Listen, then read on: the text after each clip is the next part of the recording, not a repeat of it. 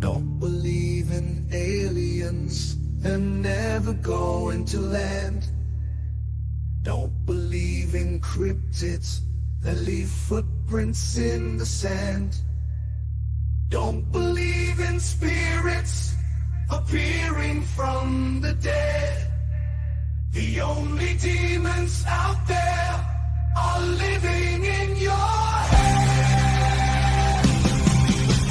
Dream crusher, the Lord of non-belief. If you can't prove it, no one can get ready for the dream. Authentic, skeptic, we all know what that means. He's lurking in the shadows and crushing on your dreams. Dream crusher, the Lord of non-belief. If you can't prove it, no one can get ready for the dream.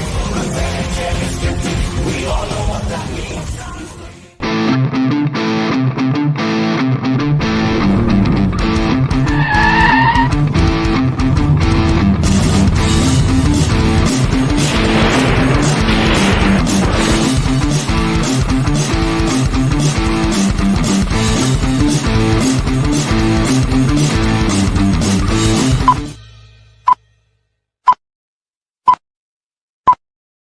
Hey everybody, it is time. Can you hear us?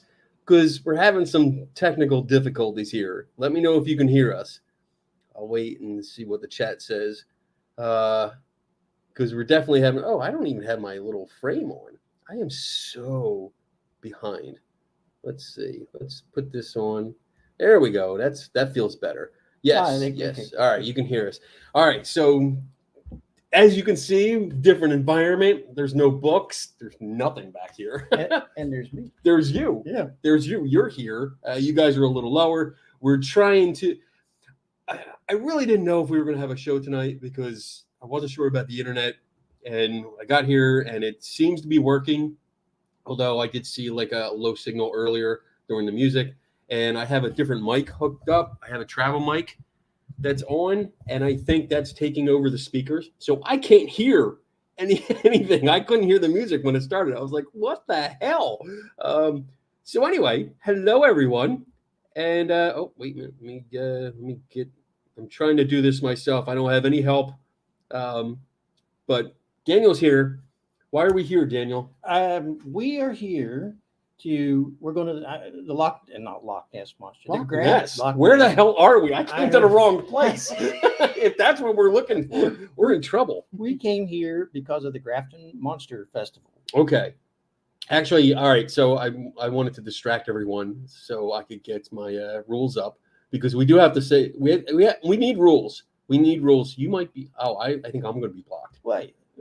There. Oh, look. Hey, we're both on there. All right. So rule number 1 is that you are welcome to ask questions. That's cool. That's what this show is about. You're free to ask questions, especially tonight because it's open mic night. So ask questions. If you have questions about paranormal stuff or skepticism, Daniel does a nice talk on like cryptids and stuff.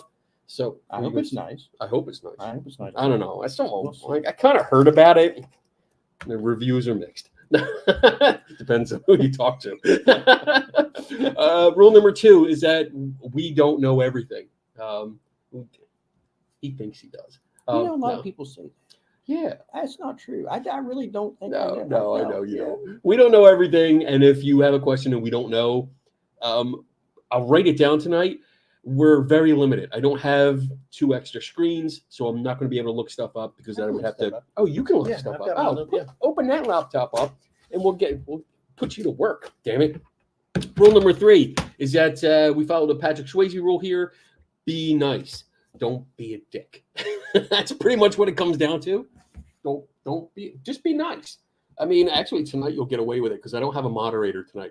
Donna's still on vacation, and Tim, I'm gonna vicar you Vickers was he's working this weekend. He's got some training and or some other stuff. He was a representative, but had something with his job. Yeah, so he wasn't able to help. So we're kind of going solo, and I'm trying to pay attention to the questions myself as they fly by. Rule number 4: if you do have a question, please do me a favor. Please do me a favor tonight. Put a capital Q in front of it so that I can see it a little bit better. And actually tonight, I mean, just go ahead and put like 2 or 3 capital Qs in front of it. That makes it stand out a little bit more. And rule number 5: drink up. And tonight, I'm getting twisted. I'm just regular. Little twisted. Clink. Get a little twisted. Yeah. All right. So with that, let me go back to this one. And we'll go back to the comments. We started getting a few questions. This is going to be difficult because I got, let me say hi to people too. I forgot that. I'm totally out of my element here. Let's say we got Wisdom, who is awesome. Sky. We got, who else we got? Wisdom and Sky were having a conversation early. Chris, we got Rob. I love saying that. We got, who else we got? They were having a good conversation. We love TTR. Oh, that's Atten. I think that's Atten. Fantastic Publishing, yes. We got Entity 7 Paranormal. Joe is there. Oh, crap. I had no idea where you were going. Let's see. I thought you were going to take a night off of streaming. Well, I wasn't sure. I really wasn't sure. And we got back here at about 7 o'clock. Mm-hmm. And I ran a speed test on it, and it said it looked fine. I mean, it's a lot lower than what I'm used to, but it said we'd be fine. So let me know if it's glitchy or not. Not that there's anything I can do about it. We got Jody Music. That's cool. Dr. Jim's in the house. Ooh, Dr. Jim. Nancy. Julie R. We got Devon Zipper. I love saying that. Devon Zipper. Who else? We got Mike Lar. Punky B. Ooh, is that like Punky Brewster? Yeah, I grew up with that. Do you know that your name, Kenny Biddle, and Punky Brewster kind of what kind of what? Where are you going with this? Well, it has the same sort of ring to it. I've been doing that a lot. Who else we got? We got Tom Flock. We got, damn it, Bob's in the house. Ooh, Bob. Ian's in the house. What's up? Kendra, Julie, debunk the junk. Yeah, that's right. Debunk the junk. Steph, what is that? Curvo Queen? Cuervo Queen. Steph Cuervo. Ooh, all right. Now it's a party. Central Mass Paranormal Society. Hello. Good to see you. Oh, we got a QQQQQQ. We got another QQQ. I'm going down. I'm apologizing right now because it's definitely going to be a little bit slower than normal because I just can't do 2 things at once. Well, it depends on what I'm doing. Rob Palmer's in the house. Boo Productions. What's up, Boo? And Chris Like, Cynthia Star. What's up? We got a lot of people in the house. This is great. All right. So let me see. I'm gonna check in some of these questions so I don't miss them because I'm trying to catch up now. And I remember back in the old days when I did this myself. Punky Biddle. Kenny Brewster. I like that. Kenny Brewster. That's a good name. Kenny's Brewster. Hey, Richard. Hello. All right. So we got a couple questions. Let's jump into at least one. Let's see. Did you find the monster? Did you find the monster? Well, let me see. It's yeah.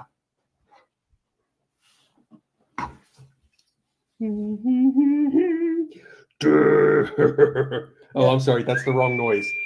Right. I already got corrected because I mean, you look at this thing. This is a 3D print.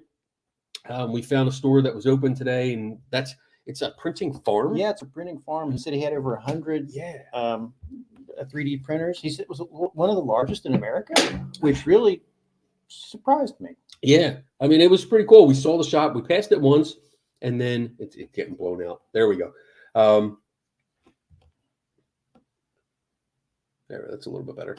We saw the shop, and it said open, but the door was locked. So we walked by, we went, grabbed some food, and then on the way back, we saw the second part of the building, which had all of the printers going. Yeah, like tons of them.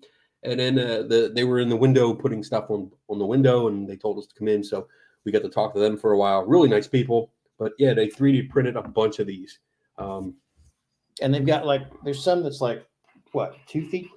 Yeah, there was this one. So you can see this one is about 4.5 inches, 5 inches maybe. Mm-hmm. They had another one that was probably about this big, and then a huge one, which was 60, I think. I think so. The middle one was $30, and Yeah. I really thought about that. I still might think about it. I know. Yeah. We still got tomorrow and Sunday.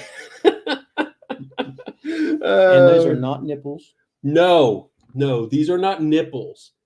Even though they're exactly where the nipples would be. Oh, it's going to be that kind of show. Yeah. So this is supposed to be his eyes, right? Yeah. Okay.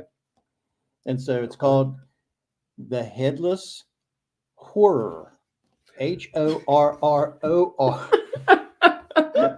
Oh man! So earlier today we got here. We're looking around, and we were doing some filming because I'm going to make a video out of this. And he said that really quick, and I stopped. I'm like, what did you call it? You called it a whore? It's my accent. Yeah, it's your accent. It's all right. Oh my goodness. So yeah, we found the monster like that, and it's actually pretty cool. We the main street it's a small town, so it's a small main street. It's really nice. It has shops on either side. Some of them are open, some are not. Mm-hmm. But there are little kid drawings. Mm-hmm. I don't From know the elementary school Yeah. and the high school too. I thought of all these monsters, or the monster. All the kids are interpretations and drawings of the monsters, and it was actually kind of cute. They were all in the store windows, and we got to see them all. And I took some video, like B-roll footage of them. So it was really cool. It was interesting, and I'm interested to see what tomorrow is going to be like, because we learned some interesting things. Yes. So if Mr. Spock had been with us, he would have cocked one eyebrow. yeah. Yeah. So this is the first time they're having this festival, and we talked to, I don't know who was she, the first woman that came up. I have no idea. I think she was in one of the shops. She was one of the shop owners, I think. Oh, she said she was a lady that helped to organize Okay. Yeah. She may have been a shop owner. I didn't catch what her I name caught. was. I got that impression Mhm. because I wasn't there when she first came up, but I got the impression that she was one of the store owners or shop or some artist or businesswoman. Oh, that's right. She said she was an artisan. Okay. Yeah. Remember, she said she said she didn't have a job. She said, I'm an artisan. And I was like, well, maybe you weren't there when she said that. Yeah, maybe. And so the other fellow that was there with us, we were both like, well, no, that's a job. You're earning money doing that. That's right. So yes, we were talking to her, and she let us know that they were not the township. Town council. Is it a city council? I don't think it's. Is it? Yeah. It's okay. Oh, so the city council will not shut down the street for the festival, and I mean they are expecting like 2,000 or 3,000 people, Mm-hmm. and there's no way all these people are going to fit. I don't know where they are. If they're here, we didn't see any of them. Well, yeah. We saw a few. Yes, I as a stand matter correct. of fact, there was the family that was behind us where we were eating. Mhm. They checked in here. Oh, okay. I saw them And I was like, okay. aha. So there's people that's staying out here, so it's hard to tell where everybody's going to. Yeah, we'll see tomorrow. We're going to be there early and sit up because Daniel is speaking tomorrow. Yeah. They're letting a skeptic speak at a monster festival, Yeah. which is great. I mean, that's fascinating, and it's also a proud moment for you, I think. Yeah, it is. It absolutely is. That shows to me that you have a reputation where you're showing that you're not an asshole, basically. Well, I mean, I know you better. To you, I am. But no, you're getting this reputation, and people are seeing you and how you approach things, and you want to talk. Mm-hmm. You don't want to just be mean and poo-poo on everything. You want to talk to them and try to approach it from a professional and polite point of view. Mm-hmm. So I think that says a lot for you, that you are not only invited, but they were really the woman today, Mm-hmm. who runs it. We met her, Alicia. yeah. And she's really nice. She laughs. She loves to laugh. Oh my goodness. That's something I found here. It's like when we didn't see that when we were at the Mothman. There's people here they're very jovial about. I mean, not that they weren't jovial at the Mothman, but it's like I don't know. It's just that they're very. It seems like the people that are involved are very energetic and very excited about it. Right. So, Well, that's good. Maybe it's something in the water yeah. or drugs. Mountain Dew. All right, let's see. That's a good question. Let's get that off, and then go to another one. Dr. Jim, what is Daniel's favorite cryptid? Ooh. See, I'm torn. I'm torn between the Mothman And the whore. and the Grafton monster and the Flatwoods monster, because Flatwoods is not too terribly far from where I live. And so I remember back when I was in kindergarten, there was a fellow that I was in kindergarten with. He had a comic book that had the Flatwoods monster story in it, and so I always like it. But I think I'm going to have to go with Mothman, even though I'm here. They probably shouldn't hear me say that. Yeah, I mean, I doubt many of the people that are going to be there tomorrow are listening to this show. One might be. One. We're gonna save that story for next week. After This weekend. Yeah. There was an unexpected meeting, and I didn't realize it. I mean, we probably can get it. We can tell it. I mean, it's not mean. We're not mean. No, All we're not being mean. Okay, so we all were standing there talking, and Kenny and I come up and with Alicia, and there's this group of people, and so Alicia, they looked like ghost hunters. They had their little stick, the GoPro on the but stick. They just had that look like these are ghost hunters. And so I start talking to Alicia, and Kenny said, "Well, I said, I'm Daniel Reed." Oh, hey, how are you? So I said, "This is Kenny Biddle." And as soon as I said, "And this is Kenny Biddle," this one lady went, I know you? I know you from somewhere. Have I seen some of your work? Have I? And as it turns out, well, I mean, I said, all right, what's your name? And she said her name, and then said a location, and I couldn't hear it. So my hearing's not the best, especially outside when there's traffic, and we're literally on Main Street, so traffic's going by. And it just so happened that a louder vehicle went by each time she said it. She said it once, and I didn't hear her, and I asked again, and she said it again. I didn't hear it again, and I felt embarrassed more for me that I mean, she's right in front of me, and I can't hear what she was saying. So I nodded politely, and I put in my head, like, I'll ask Daniel later. Because I usually do that with my wife. Like, honey, what was that? And she knows the tell. She sees the tells, and she's like, you didn't hear anything. Nope, I didn't. But it turns out she is the owner of the Sweet Springs Sanatorium. And it's interesting because I know Tim Vickers has been trying to get in there, or trying to get me, Dave, himself, and a few other people to go in there, like a skeptical investigation. Oh, okay. I'm like if somebody like calling me out on something. All right, I have to make sure. But I didn't think that I had any interaction with her, but then he reminded me that I did. Mm-hmm.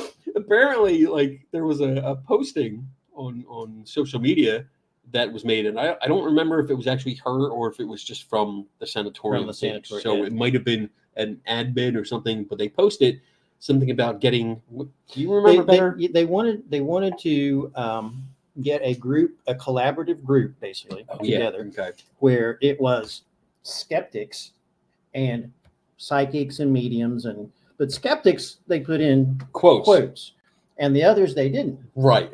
And you emailed or you messaged in your post, asked them why they said skeptics.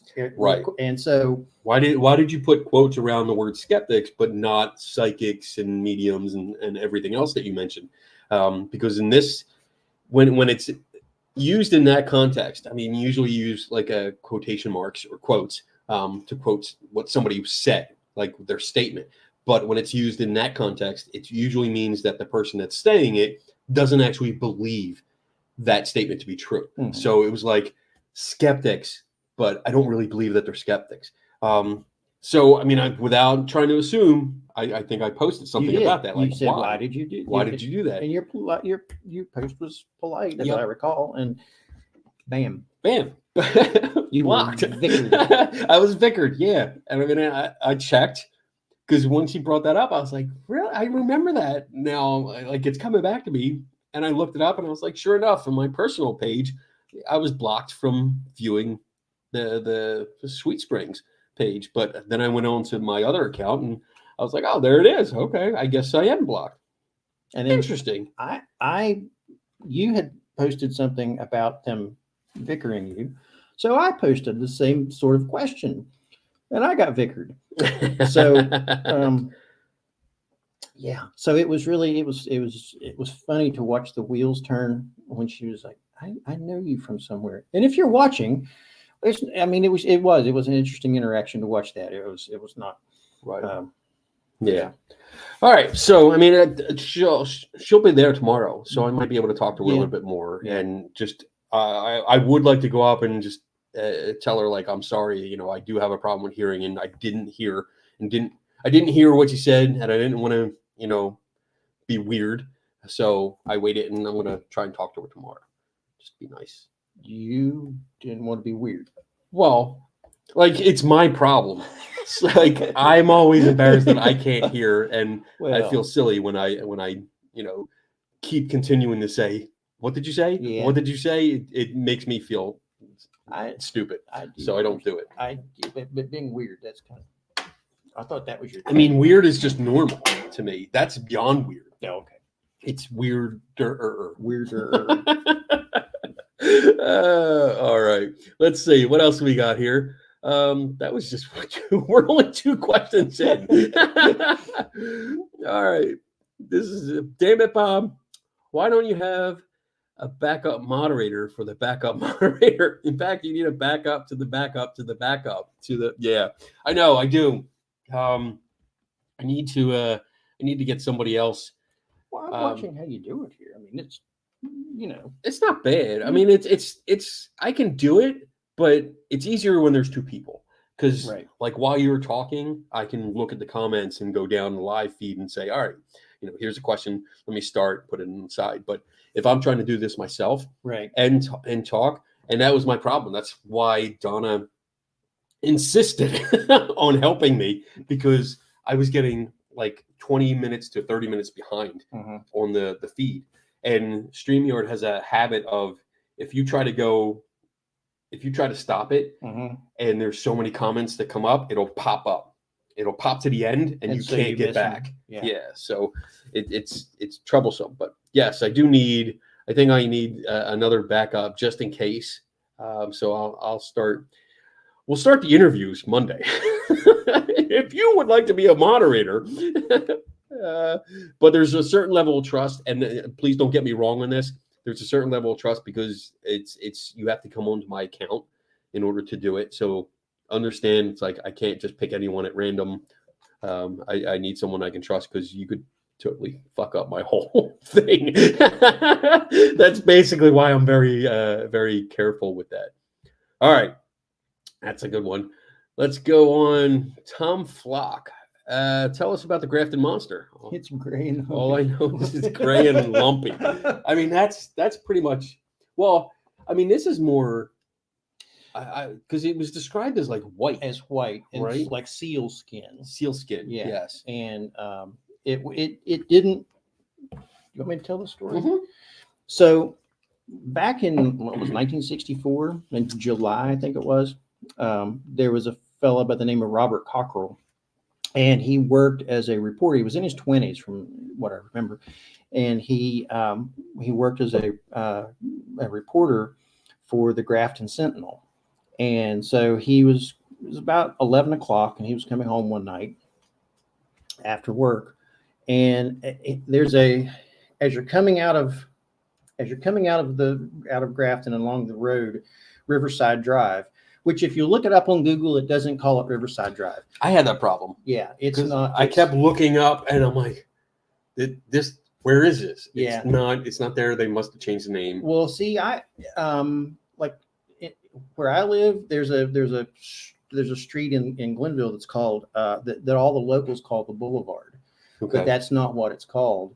But all the local, that's if you look it up on Google. Okay. So that might just be one of those colloquial sort of things. Well, anyway, so Robert Cockrell was driving along, and he says he was going about 50 miles an hour. And he rounded this curve, there's a slight curve and a bit of a straight stretch. And as he said, he noticed something in his lights, caught something to the side of the road or on the right-hand side. And as he kind of came up and he slowed down and he looked at it, and he said it didn't move. It was there. It was between 6.5 and 7 feet tall, 4 feet wide. It did not have a head a discernible head that he could see. So what you're saying is it doesn't get head. I didn't say it. Sorry. Moving on. The jokes I could make, but I'm not going to. So it frightened him, and he sped off, and he went home, deciding that as an investigative journalistic sort of person that he needed to investigate. Now understand this story that I'm telling you comes from the records of Gray Barker, from the Gray Barker collection. And if any of you are familiar with Gray Barker, he was a person in West Virginia. Everybody credits John Keel for the Mothman and the Men in Black. Oh, yeah, yeah. And actually, if you look, Gray Barker wrote about them about 5 years earlier. And so it's really, really interesting. The hand of Gray Barker is in the Flatwoods Monster, which is an international sort of iconic figure in cryptid. He's responsible for the Grafton Monster. He had talked about the Mothman. Gray Barker was really involved in a lot of this stuff. Okay. So this story that I'm telling you comes from the Gray Barker collection, because Robert Cockrell ended up reaching out to Gray Barker. Gray Barker wrote up the story, but I don't believe he ever actually published it. In his records, where you can go there's a library in Clarksburg, Harrison County Library, that has the Gray Barker collection. You can go and peruse the files, and in that is the story of the Grafton Monster. Well, so he comes back with a couple of his friends, according to the Gray Barker account, and they couldn't find any tracks. The only thing that they saw was some grass that was pushed down at the side of the road. And they said that while they were looking for it, they heard a whistling sound that traveled, and they couldn't identify the source of the whistling sound. There you go.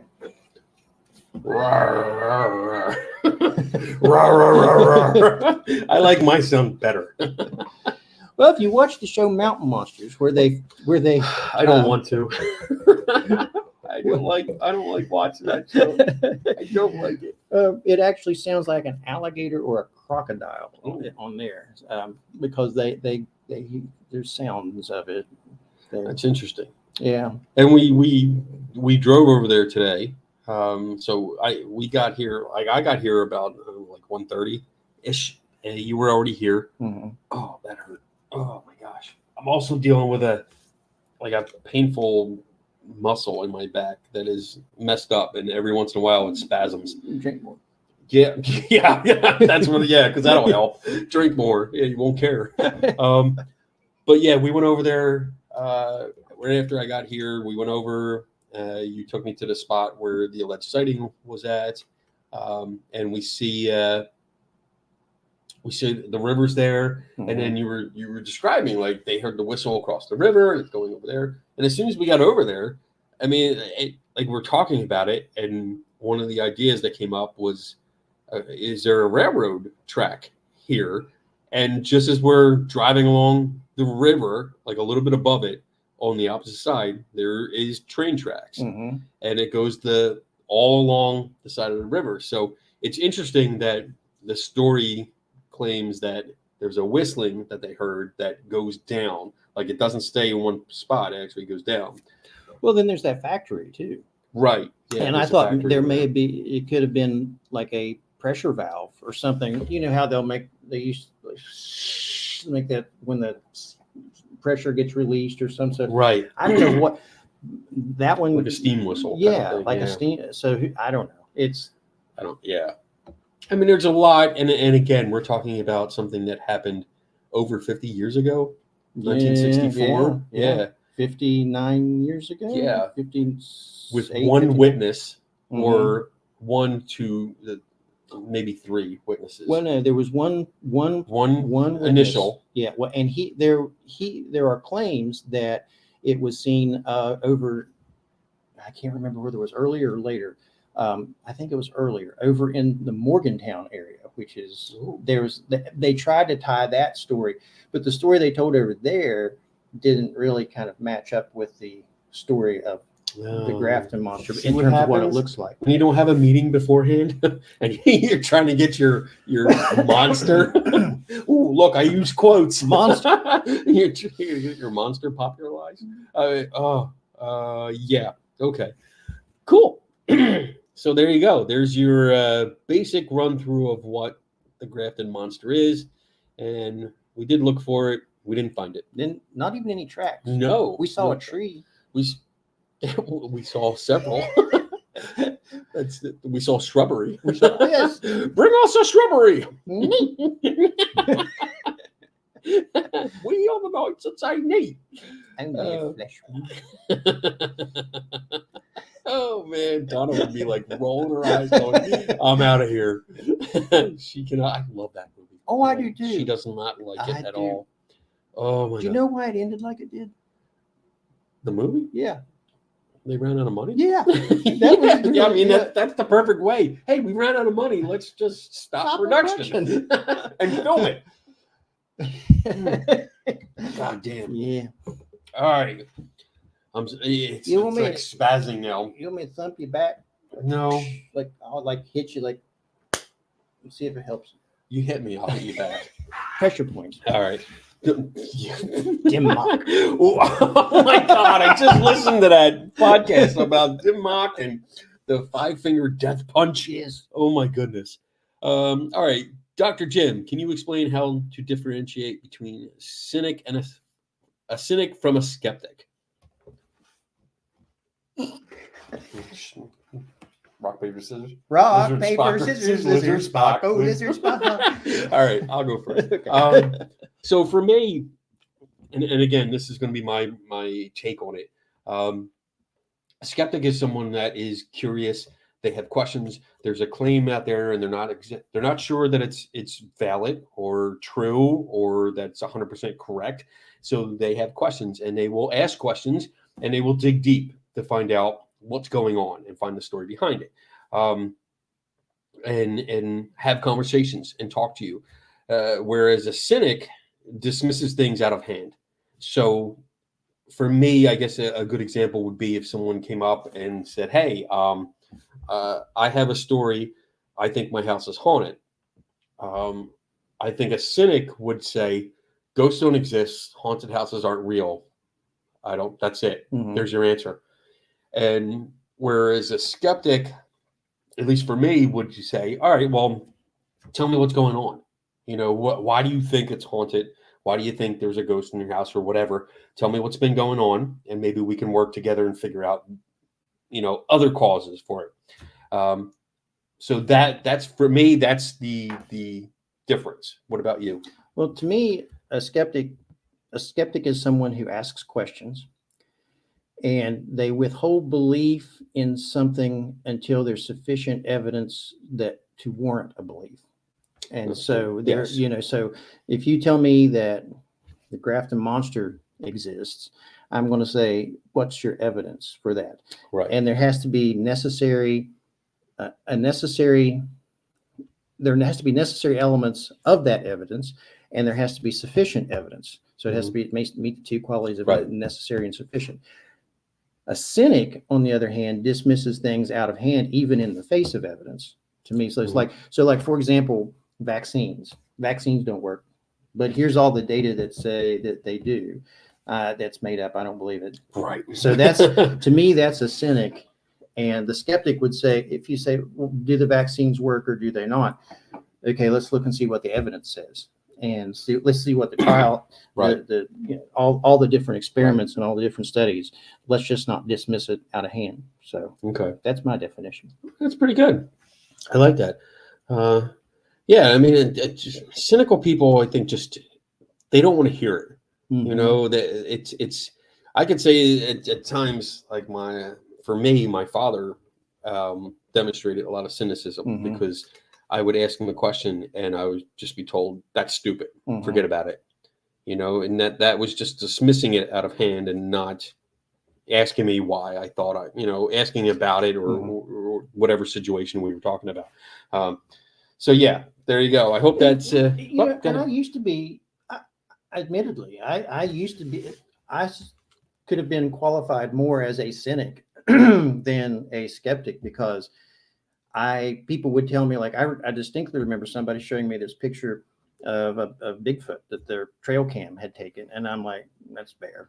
That's a bear. And so it's like, and I was just outright dismissing it and without even really thinking about it. So I think because skeptics, and I've become a kinder skeptic as I've gotten older, but I think skeptics get a bad rap because there are so many people out there that are cynical, and there's a conflation of the word cynic and skeptic. Right. And because of that, we get a bad rap. Yeah. And I mean, it doesn't just apply to people that don't believe in paranormal topics. You can really flip it on anything. Its underside and say, well, like if I go in, say I'm having a conversation with someone that completely believes ghosts and afterlife and haunted houses and spirits and stuff, all that exist. And they are telling me that the house is haunted. They know it is. They absolutely know it is, without a doubt. And I say, well, based on the claims, I've looked at the claims and I've come out with some logical explanations for them. And if that believer comes to me and says, well, no, I know it is, and you're just wrong. Right. That is cynicism. Right. I mean, that's what they're demonstrating there, because it just doesn't apply to people that like go poo-poo on your beliefs. That's twice I've used poo-poo tonight. It's poo-poo on whatever. It's poo-poo on like logical explanations. I mean, you can. Skepticism is about having doubt. So if I offer an explanation to someone that is considered "quote unquote" a believer, and I know I did it. Yeah. That's the right context. Yeah.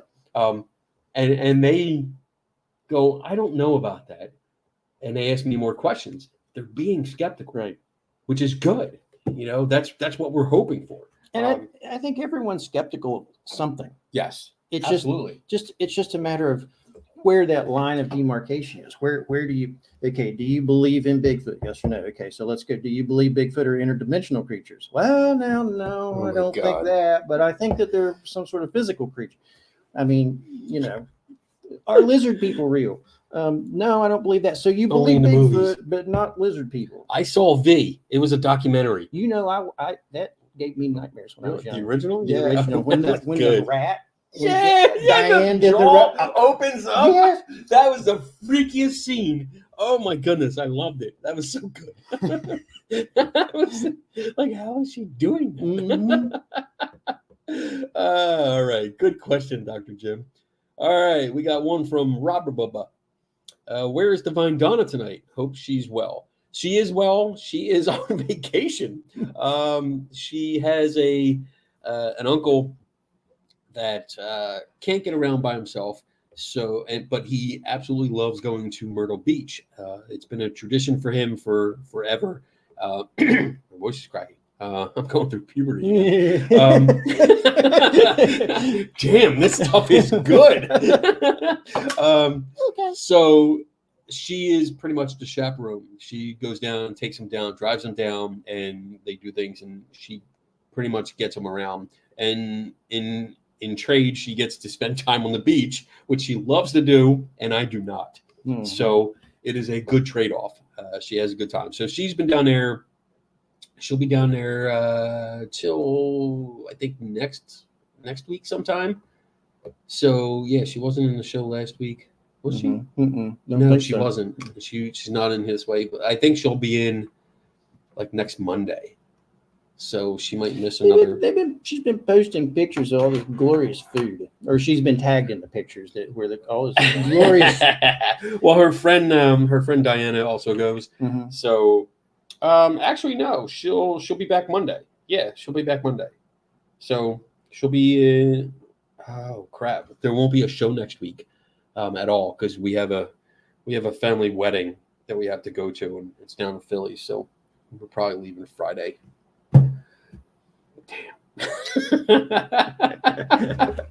All right, but yeah, she is doing good. Thanks for asking, Rababa. Do you like Rababa? I love. I'm just gonna call you that anyway. All right, so let's get rid of that one. And Rababa has another one. What's the tinny you're drinking? Tinny. Oh, my tinny? The tinny. Yeah. Twisted tea, black cherry. It's almost done. It's a big one. It's a pint. It's a full pint. That's nice. 5% alcohol by volume. I didn't feel like getting a big thing of rum because I didn't know. I mean, of course, I'm going to drink it all, but I do have to pay attention tomorrow. Yeah, you never know when somebody's going to come out of the shadows. Right. You don't know. Let me just check the live. Make sure. Okay, good. No more additional questions. Bob had one down there. Did he? I think so. Did he? Wait. Right Yeah. Oh, there it is. Yeah, good call. All right, good catch. Susan Victoria. Hi, Kenny. Hi, Susan. Let's see. All right, let's get that one off and go to Julie R. QQ. Where's Donna go? Myrtle Beach. She goes down to Myrtle Beach. It's a yearly thing.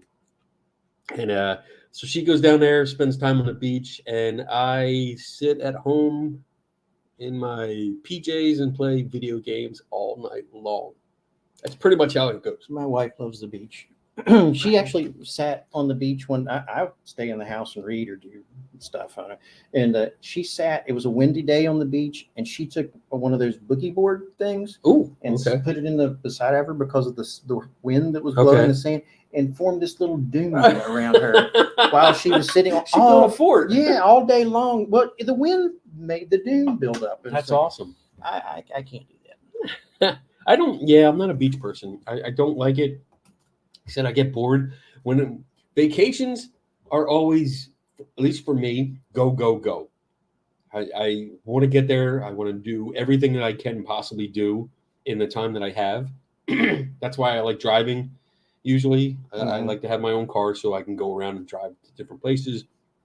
But she would much rather just sit on a beach all day, maybe read a book or just chill.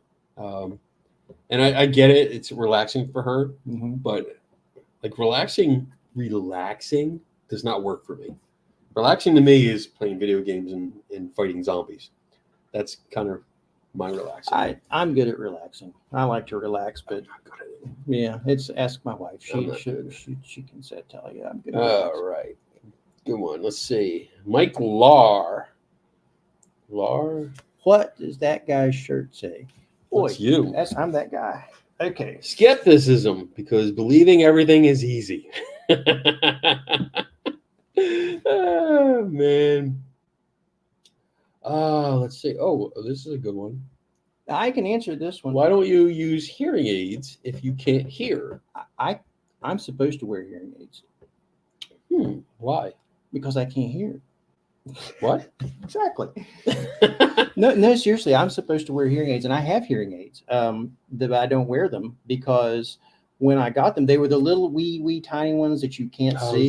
Yeah. And so it was really cool because there's this little thing that you wear around your neck that it's like it connects to your phone. Okay. And so you could like listen to stuff, and nobody could tell me to take them out at work because I had hearing aids, and I legitimately have to have hearing aids, but they didn't know that. So like when I was doing lunch duty and things like that, I'd stand there in the hall watching the kids going back and forth, but I'd have music going or I'd have a book on tape. Yeah. Well, anyway, the batteries die at the most inopportune moments. And so you have to carry this pack of batteries around with you. And so the newer ones, I think, are the induction charging, where you just lay them on something and they charge up. I think, I don't know, and the batteries are probably much better now. But I don't wear hearing aids because it's aggravating, and they'll do that little whistle thing. They'll do the whistle thing.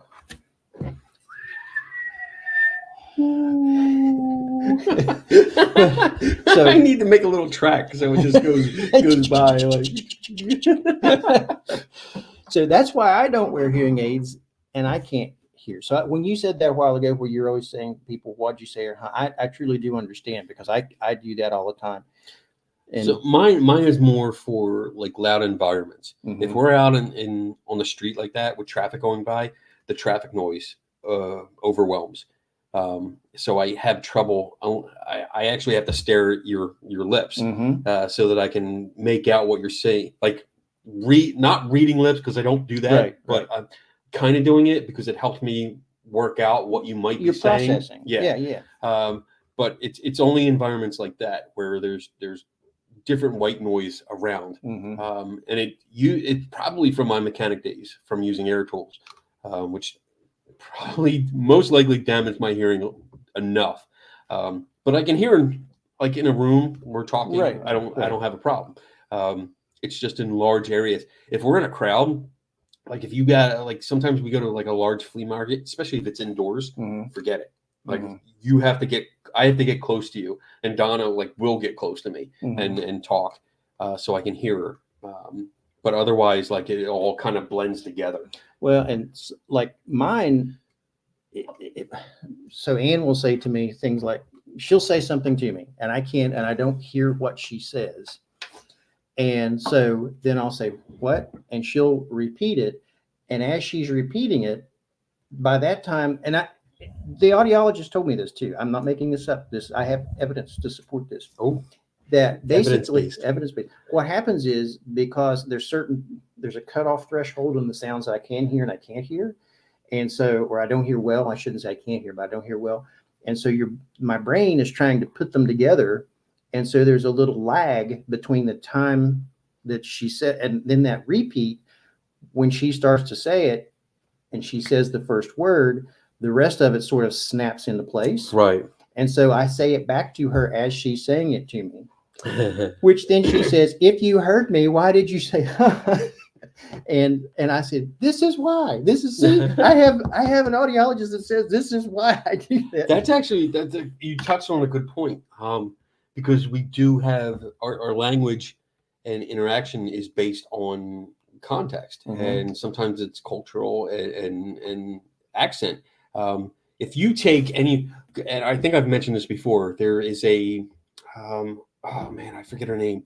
She does YouTube videos on speaking correctly, proper pronunciation. Is it the blonde haired from England? No, okay. No, she's got She's American. She has dark hair. She's a teacher, but she does videos on proper pronunciation. And she did a video once, and I shared it. I have to find it again. And she was playing clips from the TV show Friends, and things that Chandler was saying, especially when she cut off the first word and the last word. Oh yeah, and played it. She played it to various people, and no one could figure out what was being said. And I mean, it was basic English language, but we developed these shortcuts when we talk so that when you hear the first word, you start to get the context of what's coming, and you can understand the entire sentence. But if you cut off that first word, sometimes the entire sentence is lost because you're like, it's just, and it's weird listening to the recording because you're like, that is gibberish. But with the right context, you figure it out. It snaps in. So that was the example for today.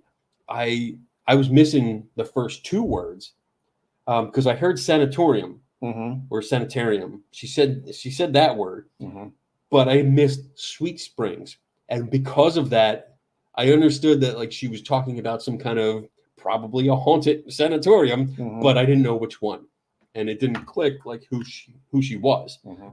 So I played dumb and just was like, okay, and nodded my head and smiled and just stayed quiet because I didn't know what to say. That's one of the things that I do as a coping mechanism. I think when you can't hear, you develop that as you don't want to seem like you don't know what someone's talking like you're right. So you do just nod and yeah. So and like I said, I feel embarrassed for me because I don't want people having to repeat themselves over and over again because then it's like, well, what's wrong with this asshole? I said it 3 times. He still doesn't know what I'm talking about. I mean, there are times where people explain it and I hear them perfectly and I still have no idea what they're talking about. You know, but yeah, in this case, it was just, it was my bad. But good question. Cynthia Starr. What does Kenny and David? that'd be me. Oh, you're David now? I'm David. You would be surprised. Daniel. You'd be surprised over the years the number of people that have thought my name is David. Well, you look like a David. Well, you don't. Yeah, you think I look like? I think you look like more like a David than a Daniel. I don't know how to take that. Well, it took me a little bit. Actually, you know what? I was going to say it took me a little bit to get used to Daniel because I'm used to calling people Dan or Danny. But from the start, I think that's because that's how I was introduced to you. Like your name was Daniel, and I was like, all right, I'll call him Daniel. And I've always been. And I've asked you. Yeah, and no one. The only people that have ever called me Dan are the people that from karate class. And my karate instructor he called me Dan, even though I would say Daniel. And so yeah. So okay. So thoughts on the Jersey Devil, Mr. David? Well, honest to goodness, I've spent a lot of time in the Pine Barrens of New Jersey. What? Yeah, I have. All right. Okay. So there's out in the midst of it, wandering around at night in the woods. Okay. So why? You ready for this story? Oh, please tell me. How much time we got before break? You got 5 minutes. Okay. So 4.5 minutes. All right. So this actually sort of plays into one of the stories I'm going to tell tomorrow. There's a survival school in the wilds of New Jersey called the Tom Brown School of something, survival something. Anyway, they teach primitive skills. They teach all these different things that if you were to, they have a basic survival class. They have an advanced survival class. They have a tracking and wilderness awareness classes. They have all these different types of things. And I've taken not many of them, but several of them. Okay. That's where I learned how to track. That's where I learned how to wander off into the woods and, not have much and be able to stay overnight. And so. Oh, okay. Yeah. I was like, I learned how to wander in the woods when I was like 5. Well, so one of the classes that I took was called the Scout class because they named them after, like, again, they had Native American types of themes to them.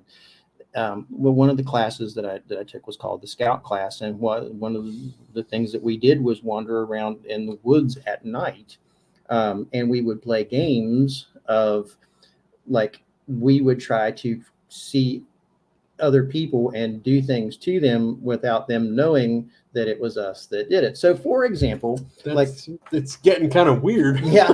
So for example, you have some people had a red marker.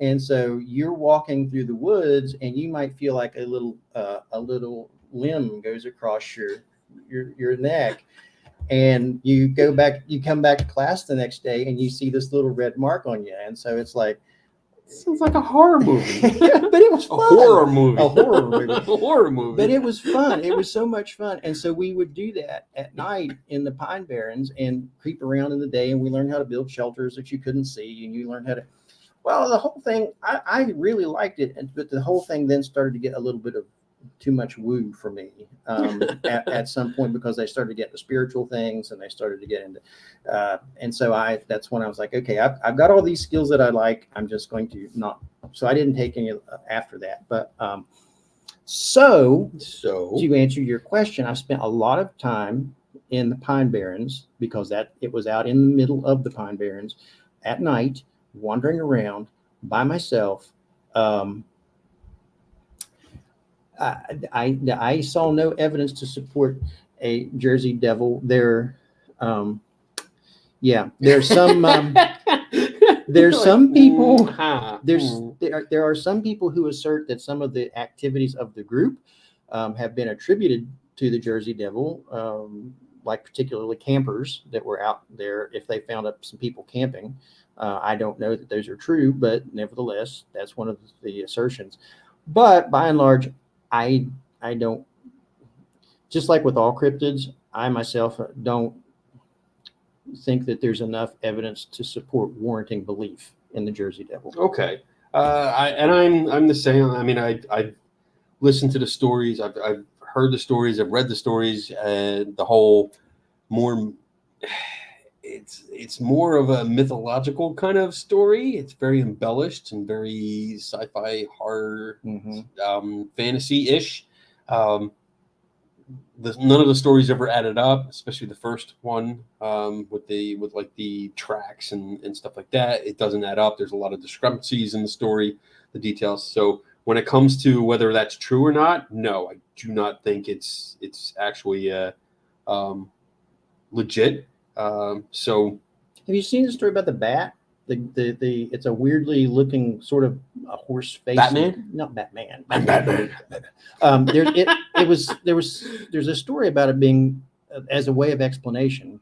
I think it was on Expedition X that they talked about it with Josh Gates and Jessica Chobot and that fella that I can never remember his name. They Jersey's version. I'm sorry, I got distracted. Jersey's version of the Mothman. It is. Yeah. But he has decided that there was a bat that people might have seen, because this bat was not native to the area. It was brought in, and it's this sort of a horse face. And I saw the bat. I mean, it's a real bat. So okay, interesting. All right, we are at the 1 hour break. Break time, pre-break time. So this is your chance to go and hit the head. Pee. There you go. Donna hates when I say that. Like, she doesn't like that I call it a pee break because it's like ew. But that's what it is. Everyone pees. It's a pee. Everybody poops too. Everyone poops. Dude. Yeah, I mean, it just happens. So we're gonna take a break. It's 4 minutes and 10 seconds or something like that. Let me see what it is. And remember, we can't hear the music. I actually turned my phone onto this so we can hear the music and get a slight warning when it comes up. But it's 4 minutes and 9 seconds. And if you have questions, we're down to like 1 or 2 questions. So if you do have questions, put it in the chat. I'll be monitoring during the break. And then we'll be back soon. So see you in about 4 minutes from now.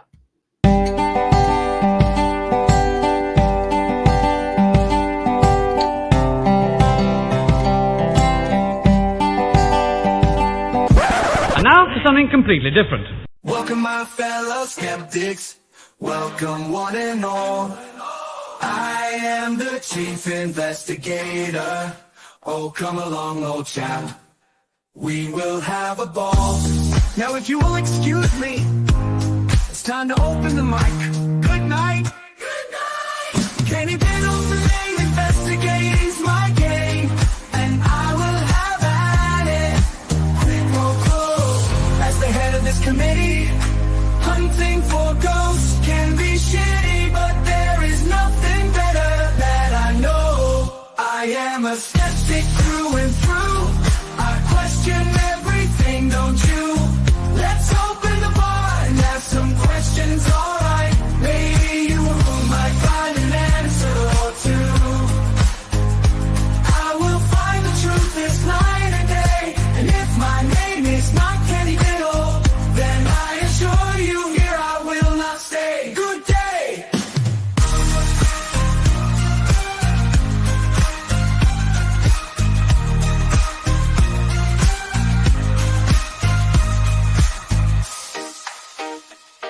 Kenny Biddle's the name, goes hunting's the game. I won't let anything get in my way. Too many fakers out there, too many chefs, too many toe tappers, none of it makes any sense.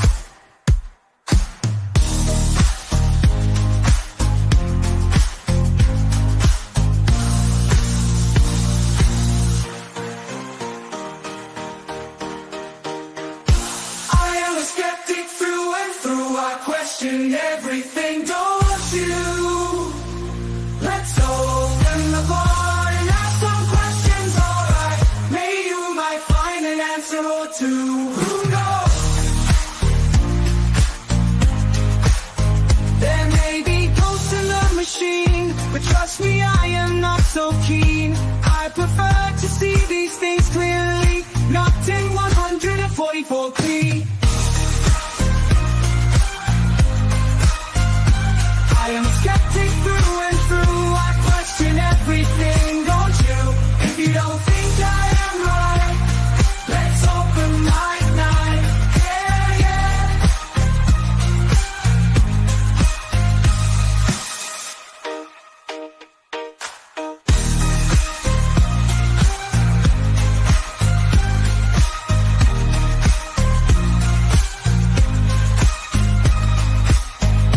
I am a skeptic through and through. I question everything, don't you?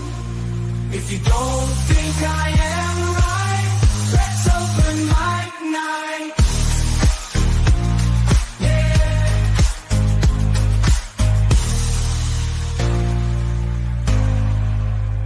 If you have an answer or two, let Kenny Biddle solve it for you.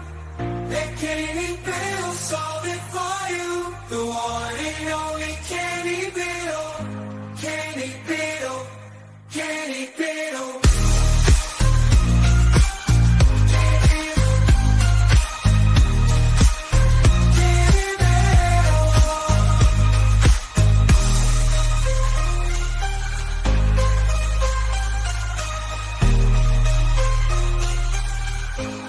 Kenny Biddle.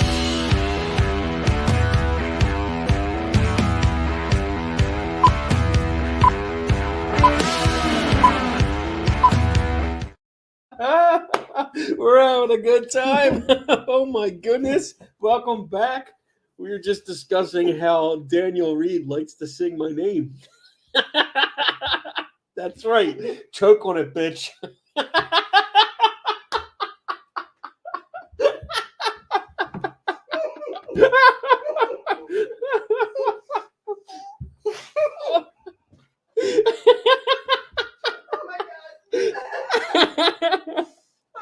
Oh my god. Okay, that's good shit. Oh my god. Okay. We were just talking about the songs that were in here and that he loves them, but he hates them because he sings my name. I can't. I'm standing at the kitchen sink. Going, Say my name. Kenny Biddle. It's like, no, this isn't right. I can't. No, man. Ooh. Oh, that was good. That was. Whew. Right, what were we talking about? I don't know. All right, let's see. All right, do we have a couple questions still? Let's see. Damn it, Bob's in the lead with questions tonight. Oh, Bob. Now, see. How was Daniel's driving today? So I did learn a fact that I am skeptical about. I want to put that in there because apparently last time I was here, I was told that you don't do U-turns here in West Virginia. Even though I made him do a U-turn because I'm like, turn the fucking car around. We're going the wrong way. But today, I think there was a nature provided a convenience, and there happened to be a U-shaped road, a very short U-shaped road, Right where we needed it to be. right where we needed to go, Like it was destined. almost like it was planned or Fate designed that intelligently. Yes, that water puddle is just fit. The water Right fits there. that puddle exactly. Oh my goodness. So yeah, I did learn that. Well, he tried to pass off the idea that they have U-turn roads in West Virginia. I'm not buying it at all. I showed you the evidence. By the way, number 2. Here we go. We got half and half this time. Yeah. So his driving is okay. It's fine. I've been in worse, It's and we fine. talked about worse. It's it's fine. it's fine. That. I don't know how to take that. You drive leisurely, and we have been comparing things all day today. I don't think we should say that. Well, That's not. we're We're not. We haven't. Yeah. why you got to take it there? What is in your tea? I know, like I'm drinking alcohol. You're not. I'm just goofy. No, we were talking about like 2 different worlds that we come from, like grew up in or live in. And I think I'm just used to, like, I grew up in Philly. So when you drive to get there, and you try to get there as fast as possible.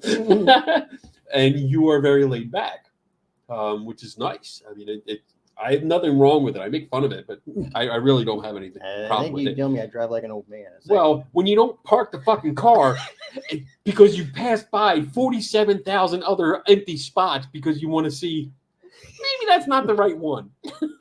Then I have a problem with it. Then I'm in the car going, park the damn car. There's a spot there. There it goes. There's another. There it goes. Oh, man. I like parking beside a carriage return. At a hotel? No. That's where we were. We know. were at a hotel. But They don't have them. we also went to Walmart or something at one point. Oh, man. All right. Damn it, Bob's, again, on fire with some questions today. Who would win in a battle between Bigfoot and the Grafton Monster? And would that make a good movie? Bigfoot versus Grafton Monster. Ooh, that's actually... So, I mean, now, I want to say, like, when I looked this up, there's like a cryptid wiki. Yeah. Yeah, and that has the Grafton Monster being 7 to 9 feet tall. Bigfoot has been described anywhere from the same thing, like 6, 7, 8, 9 feet tall. They're both big. I mean, honestly, I don't know. Because, like, I don't think this is an accurate depiction of the story. I really don't. Well, But if I saw this thing, I would put money on this. look at the shoulders. I mean, that's Look at the arms. Like, these are, they drag the ground. They literally drag the ground. I would say Bigfoot would roar. And this would whistle as its massive arm would come around and boom. And I think it would stone cold knock Bigfoot out. So I think I'm going with this thing. Yeah, I don't disagree. It's got some massive pecs too. It's huge. And that's where I wonder when it flexes its pecs, does it blink? Does it sniffles? Like it doesn't like close its eyes. How's that work? You know, when like the muscular people like do the pec thing that I used to be able to do. I can't do that. I used to be able to do it. But the eyes go like boom, boom, boom, boom. That's weird. Where's its mouth? Well, it may not need to eat. It could be an interdimensional creature that doesn't Yo, need to it's eat. got to do protein shakes. It Look at it. Oh, remember on Star Trek where the salt, on the very first episode, where it just. All right, So all right, maybe all right. that's what Maybe it you does. got it. I don't know. Now, there's another West Virginia cryptid called the Vegetable Man that does that very thing.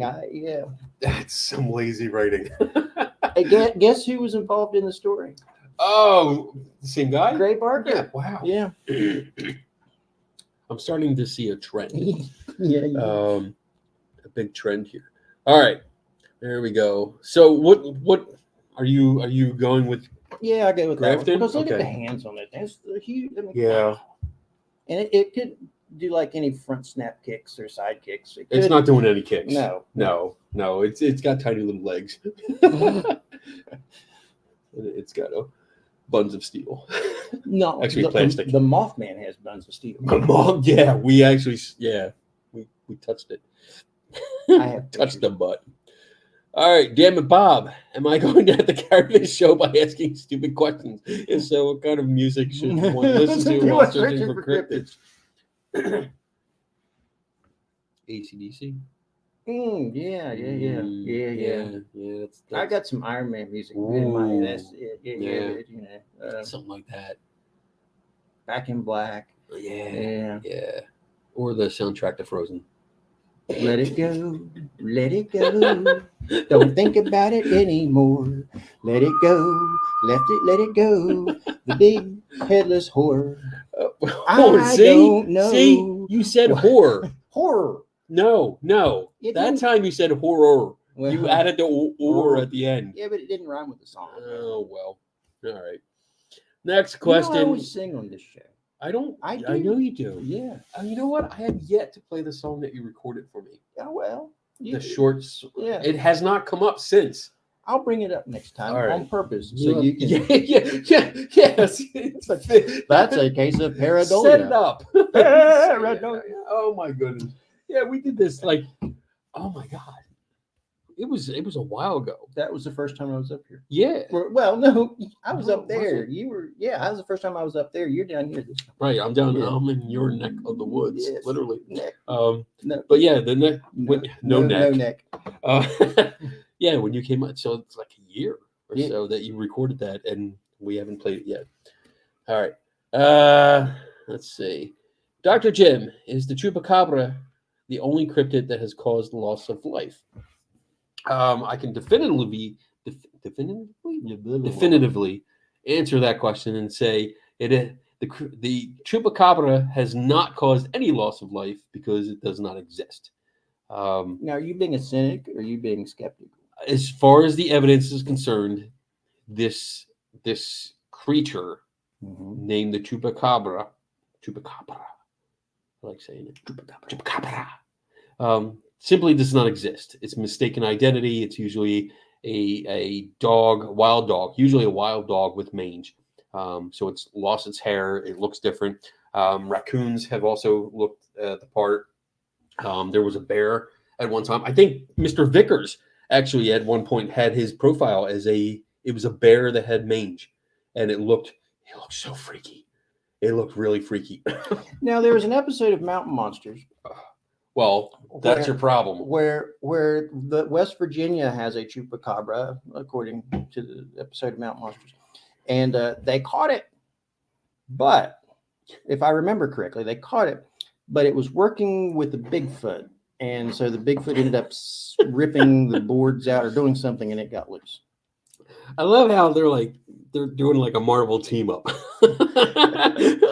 Like, oh, one cryptid is caught. Hey, let's do a secret call. Cryptids. And the other cryptids come out and say, oh, we got you, man. You're out. You couldn't bend the bars from inside. We'll do it from the outside. Right. Well, they get the paws. They keep the little paws. And Yeah, okay. Oh, man. All right. Let's see what else we got here. Tom Flock, why aren't you at the VIP meeting with greet Jeff? with Jeff? Well, because we're having more fun here. Yeah. I've met Jeff. I've met Jeff and I met Huckleberry. And I'm going to tell you that they're really nice guys. I admittedly, they're very nice. Now, I've met Wild Bill too. That's all I'm gonna say about that. But I've met them. They're very nice. Okay. I have not met them that I know of. Because apparently I've met people I don't realize it. Yeah. But to my knowledge, right now I don't think I've met them. When we were at the museum today, you said you met Trapper. Did I? Yeah, that was the guy. Yeah, he was at the the Pennsylvania Bigfoot camping weekend one year. He was there. Yeah, and I did meet him. I'll be there again in September this year. I'm speaking there. Oh, yeah. Yeah, I'm worried.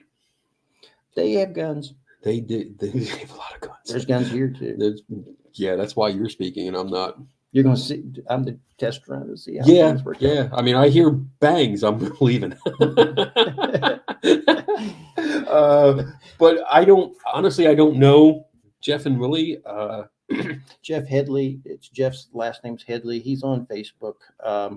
He does the Mountain Monster stuff. Right. The show is not. It hasn't been on for a while. I think they end up not really knowing whether the show's going to be renewed or not, and then I don't think it's officially been it may, I don't know, I haven't looked, but I don't think it's officially been canceled, but I just don't think it's been renewed. They're going around. They do a lot of the, like they were down, Dragon Con, I think it was. I think that they were all down at Dragon Con. So they go around all over the place. Okay. I mean, we stopped by the soon to be open, actually tomorrow is the grand opening of the Grafton Monster Museum. And there was a sign on the door about the VIP dinner tonight. And I mean, I literally asked them, like, who are these guys? I didn't know who they were. And their pictures on there, I didn't know who they were. And that doesn't mean anything. That's not being mean. I had no idea who they were. I think I've seen the show maybe once or twice, and it's exactly how you described it and we talked about earlier today. It's like they make a big deal about capturing something. They claim they capture it, and then it gets loose, and you never see any footage. Right. You know, like, well, I mean, they did catch up. They called it Hogzilla in Ohio. It was some pretty nuclear bacon. But it looked amazingly like a regular, just big pig that you could get from any farm in the area. But that's just my observation. I have I'm not going to say that it wasn't chicken, the Hogzilla. Well, I don't know. It's a big pig. There's a big pig. All right, so it's a big pig. I mean, Hogzilla is a cool name. Hogzilla. I gotta say, yeah, it's a cool name. Yeah. It's like atomic bacon. Yeah, we could sell that. I think you could sell that. All right, pork butt roll. Let's see. Might wandering in the woods and playing sounds like tones or animals in distress act like an attraction for a cryptid to come and investigate you. So I've been in the woods with people that did that. A couple years ago, I was out with a guy named Bob Christopher and his group of they were ghost hunters, but they went out Bigfoot hunting, and they took a speaker out and played what they believed to be Bigfoot calls, which could have been pretty much anything, because I don't think there's one Bigfoot call that has sounded the same that I've heard over the years. Yeah, and like there's the Ohio Bigfoot call, and there's all those. Yeah, maybe it's their accent. Maybe it's a different dialect. But yeah, I mean, I've been out with groups that did that, and still, it was basically like the same kind of ghost hunt that I've been on, where you just sit in the dark and nothing happens. We sat in the dark in the woods this time, and actually that time that I talked about, the example I gave with Bob, it was during the cicadas when they came out. So imagine this. I'm standing there in the woods, and there's probably 2-3 dozen of these things all over me because they just land all over. Bob was deathly afraid. He was like squishing all over the place. And I was just standing there, and there's big cicadas just crawling all over you. crawl. I mean, most of them didn't crawl; they just landed. Yeah, they and landed. they stopped. Yeah. And then you could pick them up, and they They vibrate. make their little noise. Yeah, they're you pick them up and just toss them. But yeah, that was not a night that most people would just stand for. You know, I like back when I used to do this stuff, going out and camp, doing my primitive camping out and by myself.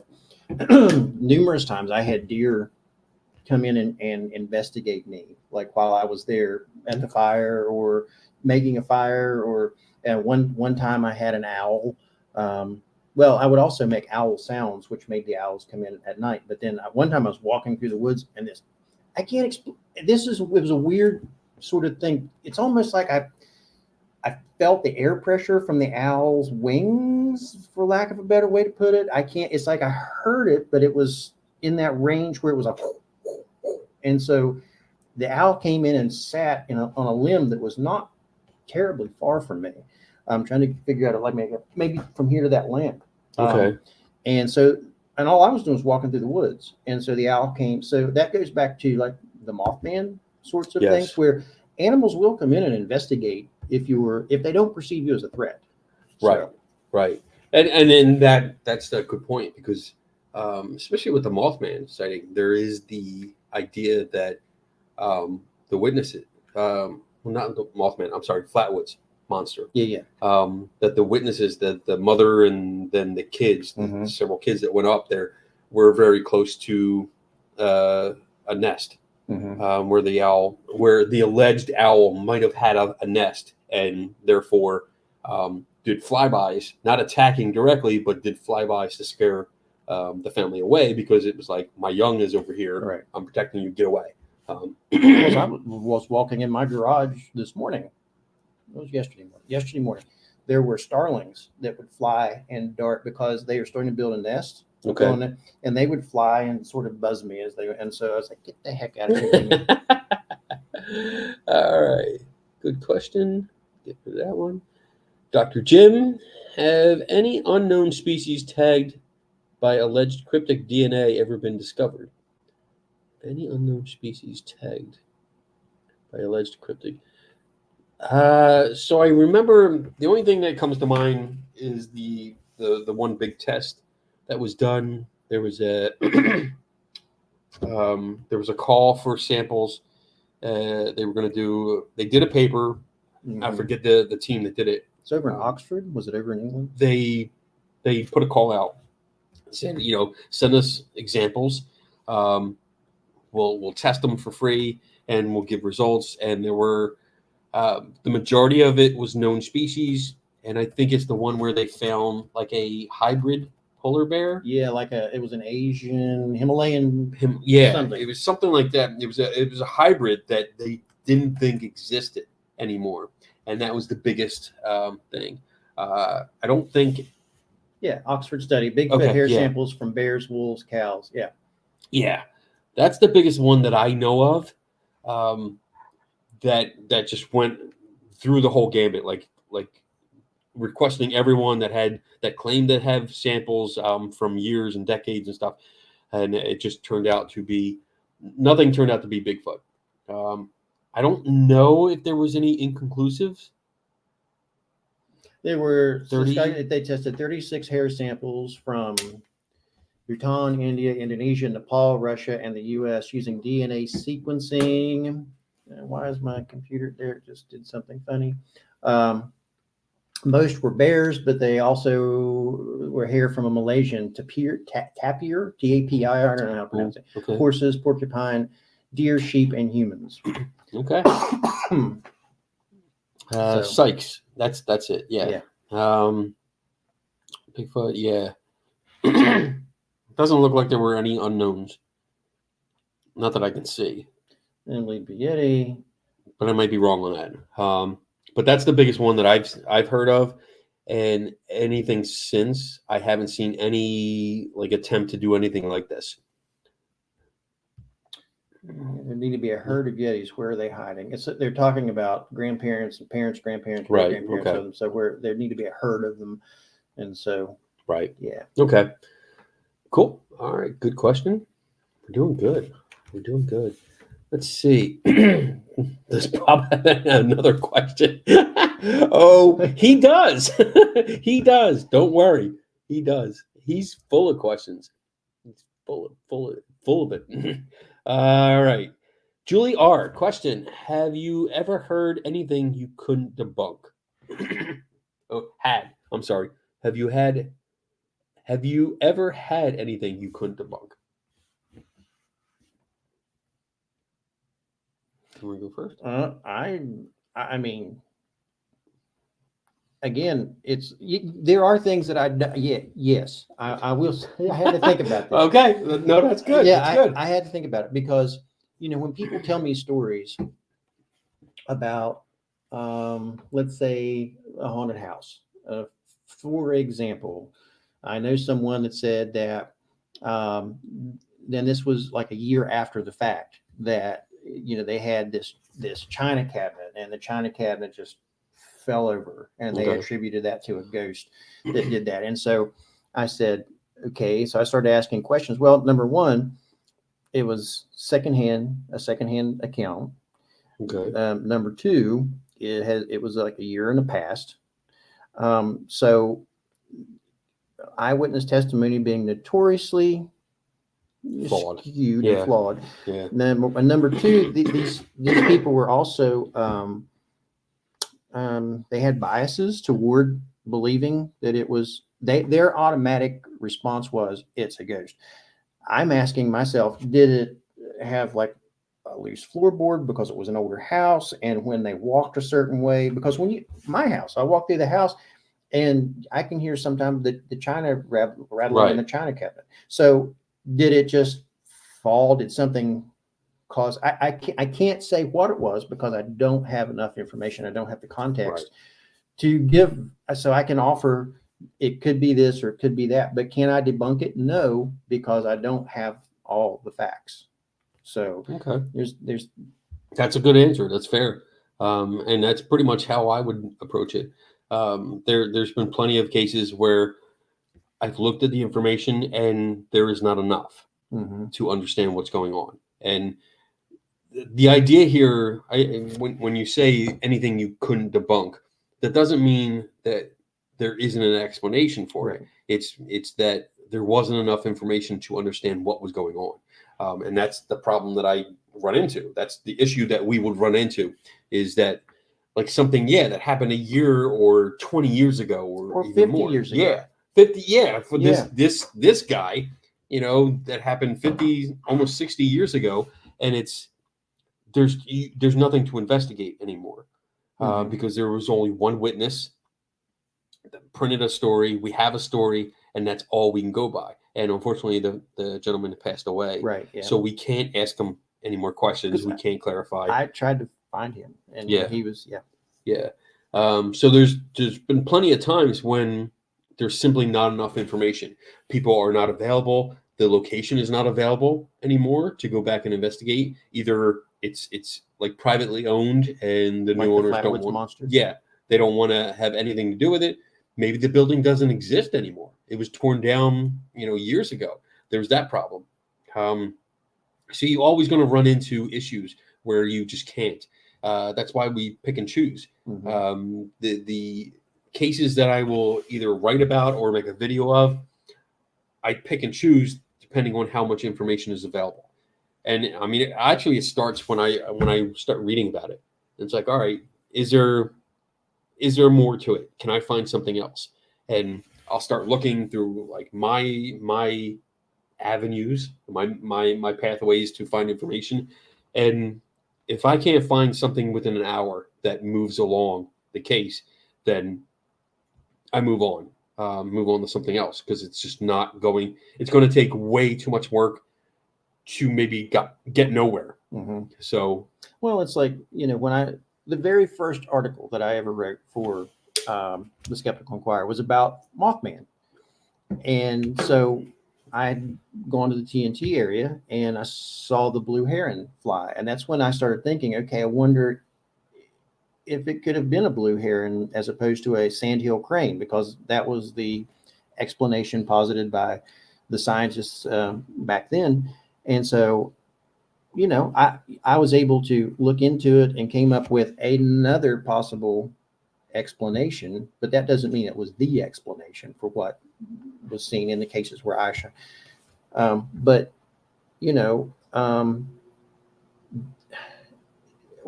here where I live, there's a lot of cryptids and there's a lot of woo and there's a lot of woo, woohoo. That Daffy Duck used to do woo, woo, woo. Oh my Daffy Duck socks. Daffy Duck socks. Weirdo. Can't help it. So yeah, I mean, I pick and choose. I look into things because it's interesting to me. Yes. And like the Grafton monster, I've looked into that because it was interesting. All of it, and because they're so popular. Now the Grafton monster is not, but it's one of the big three in the state. Grafton monster, Mothman, and Flatwoods monster. Right. So yeah, and like stuff, old cases like that, like the Flatwoods monster. Somebody reached out to me. His name's Rick. He's part of the Western New York advisory board and for CFI. And he reached out to me one day and just with, hey, I came across this Russian musical that was released years before the first sighting.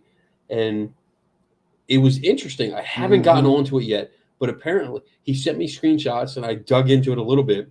And the main character of this Russian musical is a woman, and her main costume looks exactly like it. I mean, yeah, it's dead spot on for the Flatwoods monster. And as soon as I opened the picture up, I was like, "Holy shit!" Like that's it. That's it. And this came out before, so I have some digging to do. Well, you showed me that picture the first time, and when I looked at it, it's honestly that there's like I had this I'd never seen that before, and so I'm like, I mean, my jaw, I don't know if it literally dropped, but it figuratively dropped because I was like, that is crazy how much that. So yeah. So there's stuff like that where it's not debunked or not yet. It's a matter of at least for me, it's on the back burner. It's there. I'm always thinking about it. Like when I have time, I'll get back to it. But even that's a good example because like there's been people before us that have looked at the case and have offered logical conclusions based on some the evidence at hand, the data at hand. And then you wrote a story with the blue herring, which offers another possibility for like the Mothman thing. But now it's like this new information has come to light and it's like I have to explore this because maybe we couldn't debunk these things 100% before, and we're still not understand these stories that happened 40, 50, 60 years ago.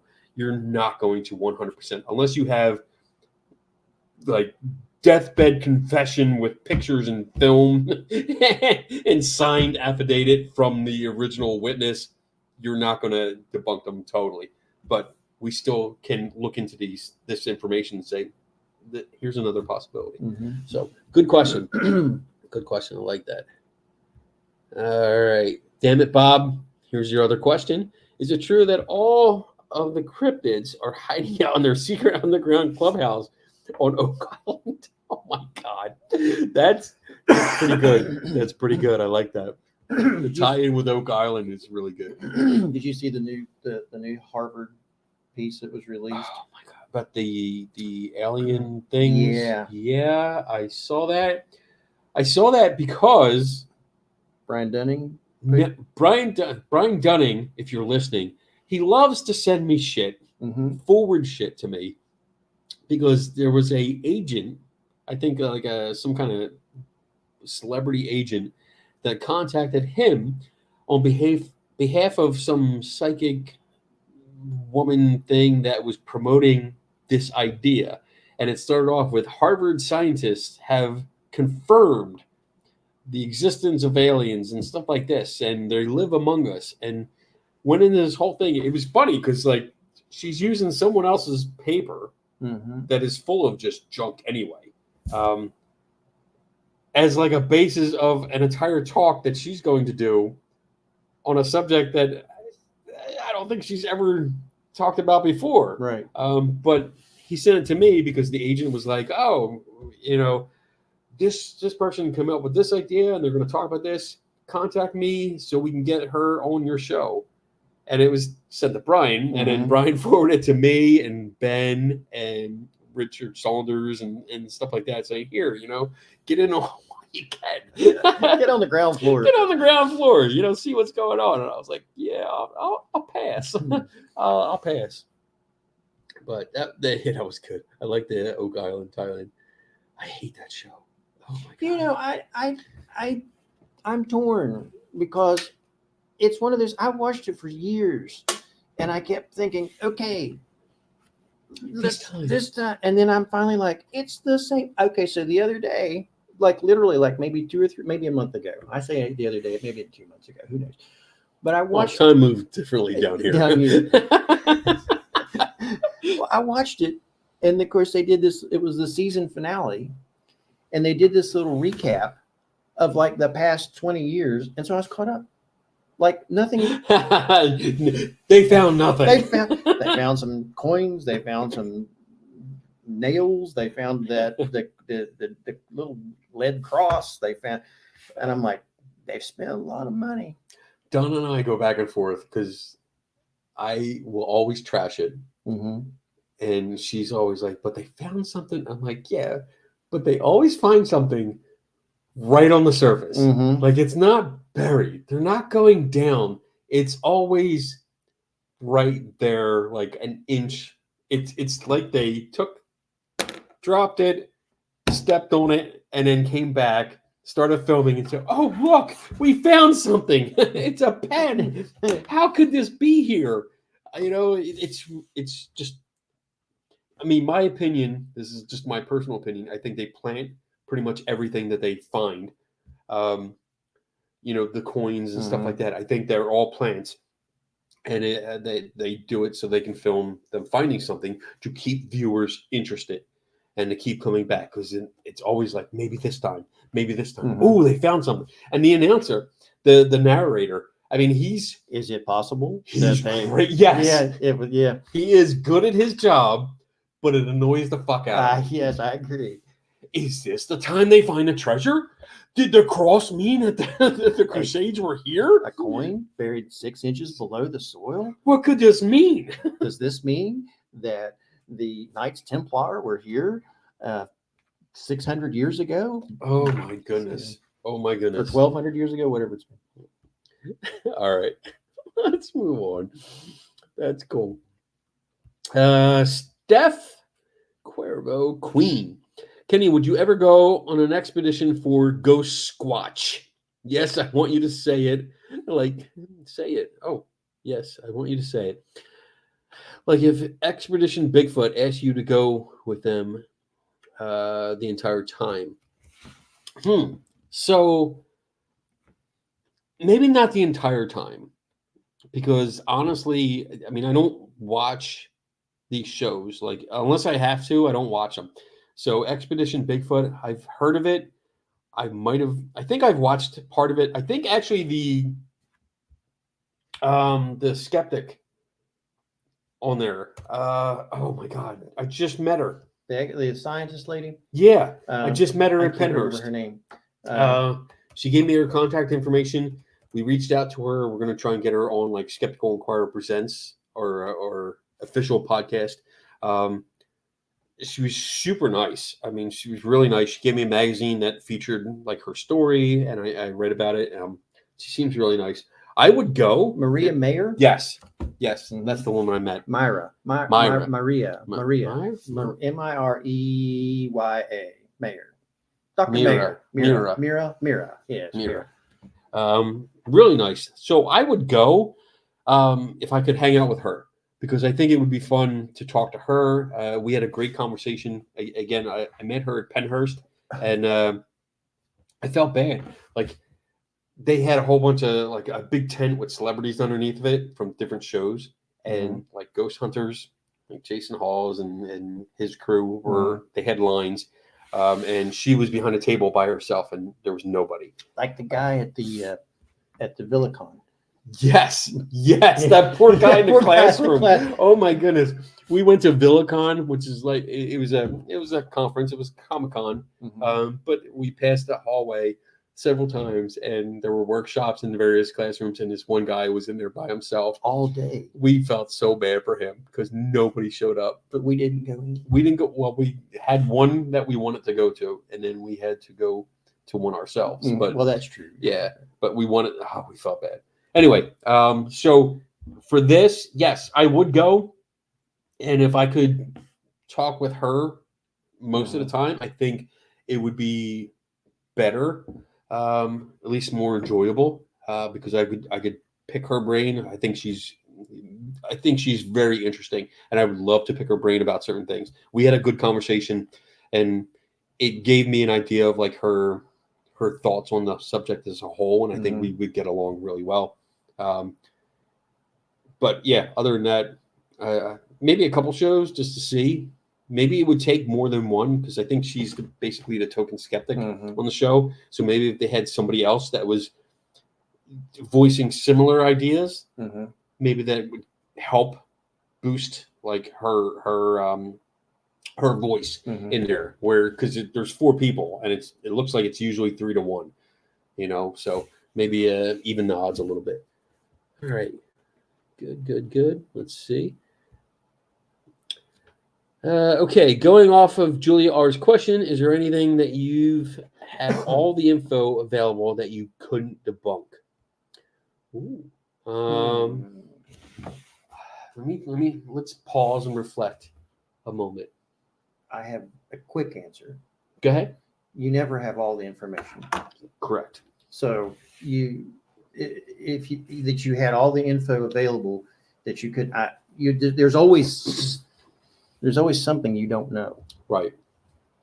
And that's why I think, like, at least for me, I enjoy science because it is a self-correcting tool. We can test things, we can experiment, we can research, we can come to conclusions, and then we put it out there, and maybe weeks or years down the line, new information comes to light. And instead of saying, no, we already solved that, it's okay, let's incorporate this new information. Let's test it, make sure it's good. It incorporates into the worldview, and science self-corrects. Awesome way to do it. So this reminded me of this quote from Sherlock Holmes. It says, when you have eliminated all the impossible, then whatever remains, however improbable, must be the truth.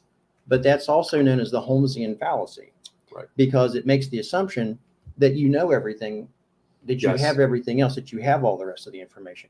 So, yeah. I mean, for me, it's. I will say that usually when I have the majority of the information or enough information that I track down leads, interview people, was able to visit the site, either in person or virtually. Sometimes you don't have to be there physically. You can go virtually or rely on photos or videos.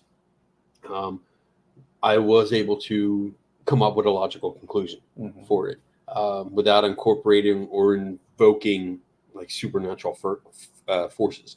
And it leaves it up to interpretation. I mean, it's usually when I end my investigation, it's usually like, this is the conclusion that I have based on the evidence that I have. And I keep a file. I don't seal the file. The file stays open. It goes in the file drawer, like the physical file drawer. I actually have file cabinets in my office. But it goes in there, and if it comes up later, like a couple of weeks ago when I went to the Conjuring house, the file came out because there were other claims made. I'm going there. Let me read up on it. Let me refresh myself, and then go there, and I can add to it. So I think you're on the right track. We are always learning more about the situation when we look into it. So good question. I like that. All right, we're getting near the end. We did The good. end is near. I know, we made it through a show. Let's see. Dr. Jim, how would you say to a local monster believer to sway them to a more skeptical approach? Oh, well, go ahead, sir, Mr. Speaker, because That's what I'm going to try to do tomorrow. So I'll let you know if he's successful. Yeah, he's going to film the carnage. That's the only reason he's here. The only reason he came down was to film the carnage. Bang, bang, bang. He took took 17 shots before he went down, Before he man. fell. Way to go, Daniel. Take the one for the team, man. He stayed in there to the end. And It was that last one to the balls. and Get him in. in his dying gasp, he said, "It's not real." Hey, it comes up. Oh shoot! So, all right. So none of these folks are going to be here for my presentation. So I'll go ahead and just You do what you do. You do you. man. You've always said that to me, and I Hey, appreciate that about you. you know, That's why I like to sing on your show. You do you. So what in my presentation that I'm going to give tomorrow, I'm talking about. Well, I'm going to tell a story, which I'm not going to tell now because I'm long-winded and I tell a lot of stories. You talk a lot. You're one to talk. I know. Takes one to know one. Take one. I'm just speaking what I know. You speak what you know. And so then I'm going to go to like an idea about CSI. So, you know, what they do on CSI is when something flares. happens, they get they have all the suspects and they put them up on the board. And so when I started to think about it, and I think I actually, in Ben's article on the Dover Devil, Dover Demon? Yeah, Dover Demon. Ben Radford. Ben Radford. Right. Yeah. He has explanations things that that could possibly be. And so I drew on that, and I think I added one more because there's basically 4 explanations. There's that it was misidentification, that it was falsification, it was hallucination, or that it's real. And so what I'm going to do is try to, honestly, I said this to Kenny earlier today, my goal is to get the people in the room to agree that these are the 4 possibilities.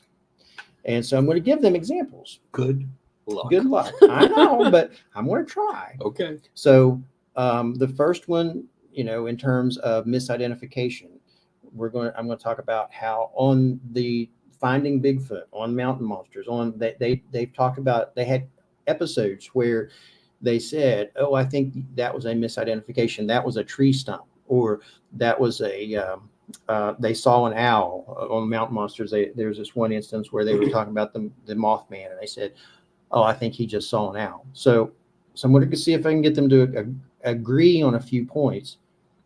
Then, so I'm going to get from misidentification to falsification, and we're going to talk about that and see if I can get folks to agree that falsification is possible. Just because it's possible doesn't mean it's probable or even likely. It just means that it is possible. And so then the third is hallucination, and I'm going to give some concrete examples of that. So, like, for example, my dad, he had a brain tumor, and so he had it. He did chemo and he did radiation, but as he progressed, as he got older, and the tumor was gone, but I think it damaged some of his surrounding tissues and such and stuff, and he actually had hallucinations where he would say that he saw like a wreck outside the house. And so, granted, I'm going to give them that. It's a small percentage, but still, if you would have heard my dad tell the stories about seeing the wreck and the wrecker pulling the vehicle out and the police and the side, you would have believed him because you would have not had any reason not to. It sounded legitimate. He legitimately believed he saw a wreck where someone had gone into hit the hillside. And then the other possibility is that it's real. And so then what do you do to determine between those? You look at the evidence. So, Right. So that's what I'm going to try to do. I can build off the one about the story that you told about hallucinations. A friend of mine, a coworker when I was working in aerospace, came up to me one day. He knew what I did on the side, and he said he was concerned about his mother because his mother was reporting like seeing people that weren't there, and including her husband, and that like her husband was having an affair with a woman like right in the house, and all of this stuff going on. And my first line of defense here, my first advice was take her to your doctor, her doctor, because it sounds like there's something going on and she needs to be checked out first. And it was found that she had a UTI, and that was causing hallucinations. And the more I looked into it, the more I found that UTIs do cause hallucinations. And she was seeing stuff. Once she got on medication, everything was fine. Well, I used to be a therapist, like a clinical therapist, and I had a client one time who saw what I describe now as shadow people, and she would see them lurking in the corners, like when she would go in a room, then they would disappear because the hallucination she was experiencing would, upon closer examination, would vanish. She wasn't so far along that she had visual hallucinations all the time, but in the periphery and in dark areas, she would see these people. Right. And so the first thing I recommended that she do, we referred her to a neurologist, and she had an MRI, and it turns out that she had lesions developed on her brain. And so that was contributing to. Right. So and she believed it. She believed that those people were there. And so, then I've got people that have lied to me about hallucinations, but still hallucinations are a possibility. Yes, this LSD, is true. yes. Yes, this is true. Ambien will too, if you. Yes. Yeah. And I mean, there's a general practice too that I go by is when you're talking to someone that has an opposing view in this situation, especially because we are in the belly of the beast. I mean, we are, and I use this analogy, we are a goldfish in a pond of piranha, because we're at a festival. I like the first one. We're in the belly of the beast. We're in the belly of the beast. Yeah. Yes. So standard practice is always to first look for a conversation, not a confrontation. Then look for common ground. Look for what do we agree on.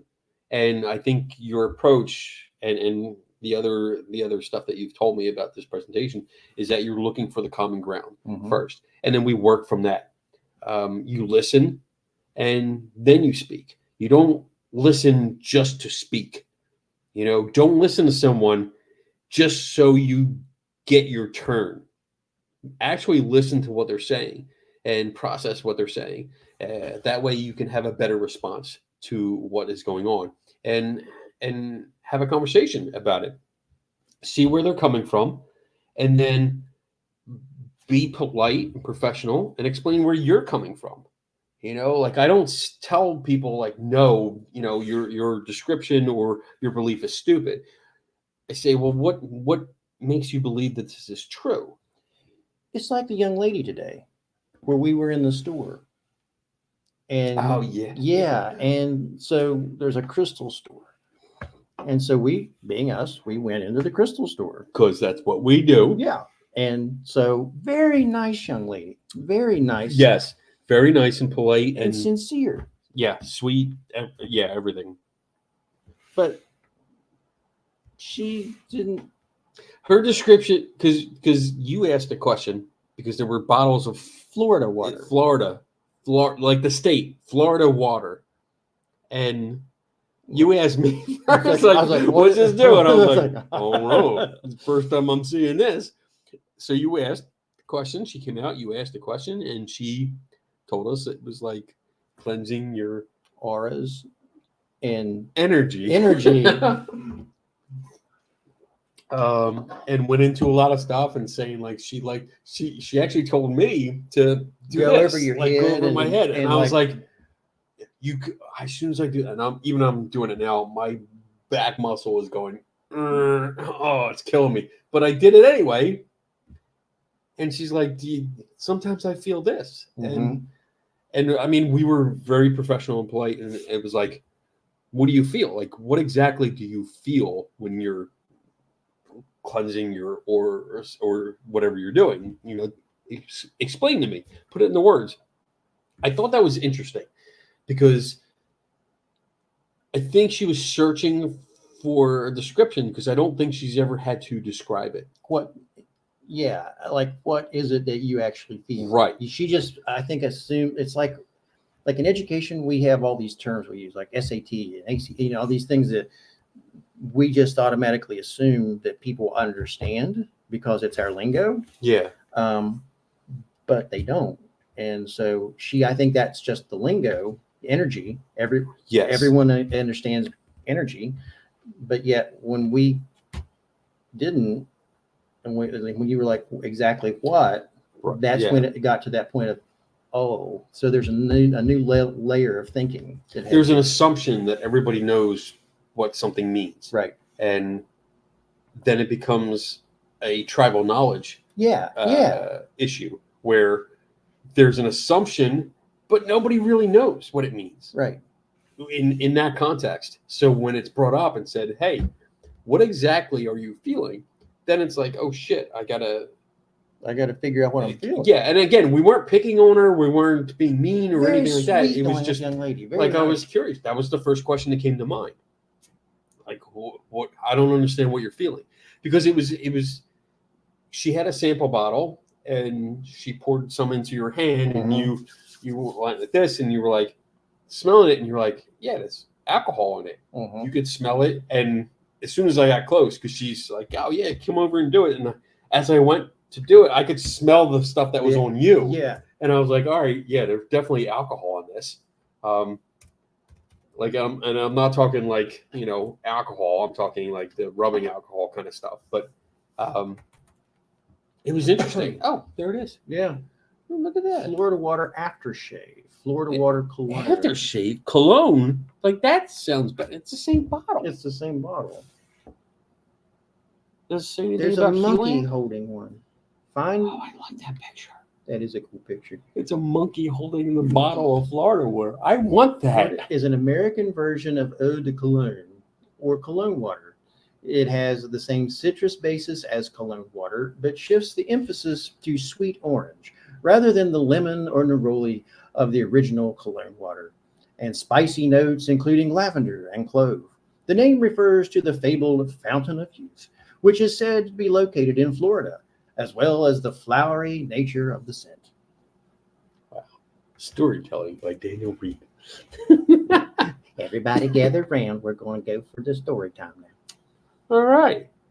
So that's interesting that it's more of a cologne, because that's the same bottle, right? It is. That's what we saw today. That's exactly what we saw. But it was being sold as something that, does this say anything about like cleansing articles? Yeah, I was going to go usage in religion or spiritual practices. Okay. Florida water is used as a cleansing liquid. There we go. In certain religious or spiritual practices, most notably hoodoo.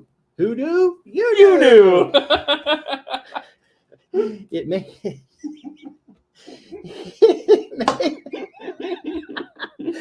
Oh, dance. It may be used in a similar fashion to that practice's equivalent of holy water. Ooh.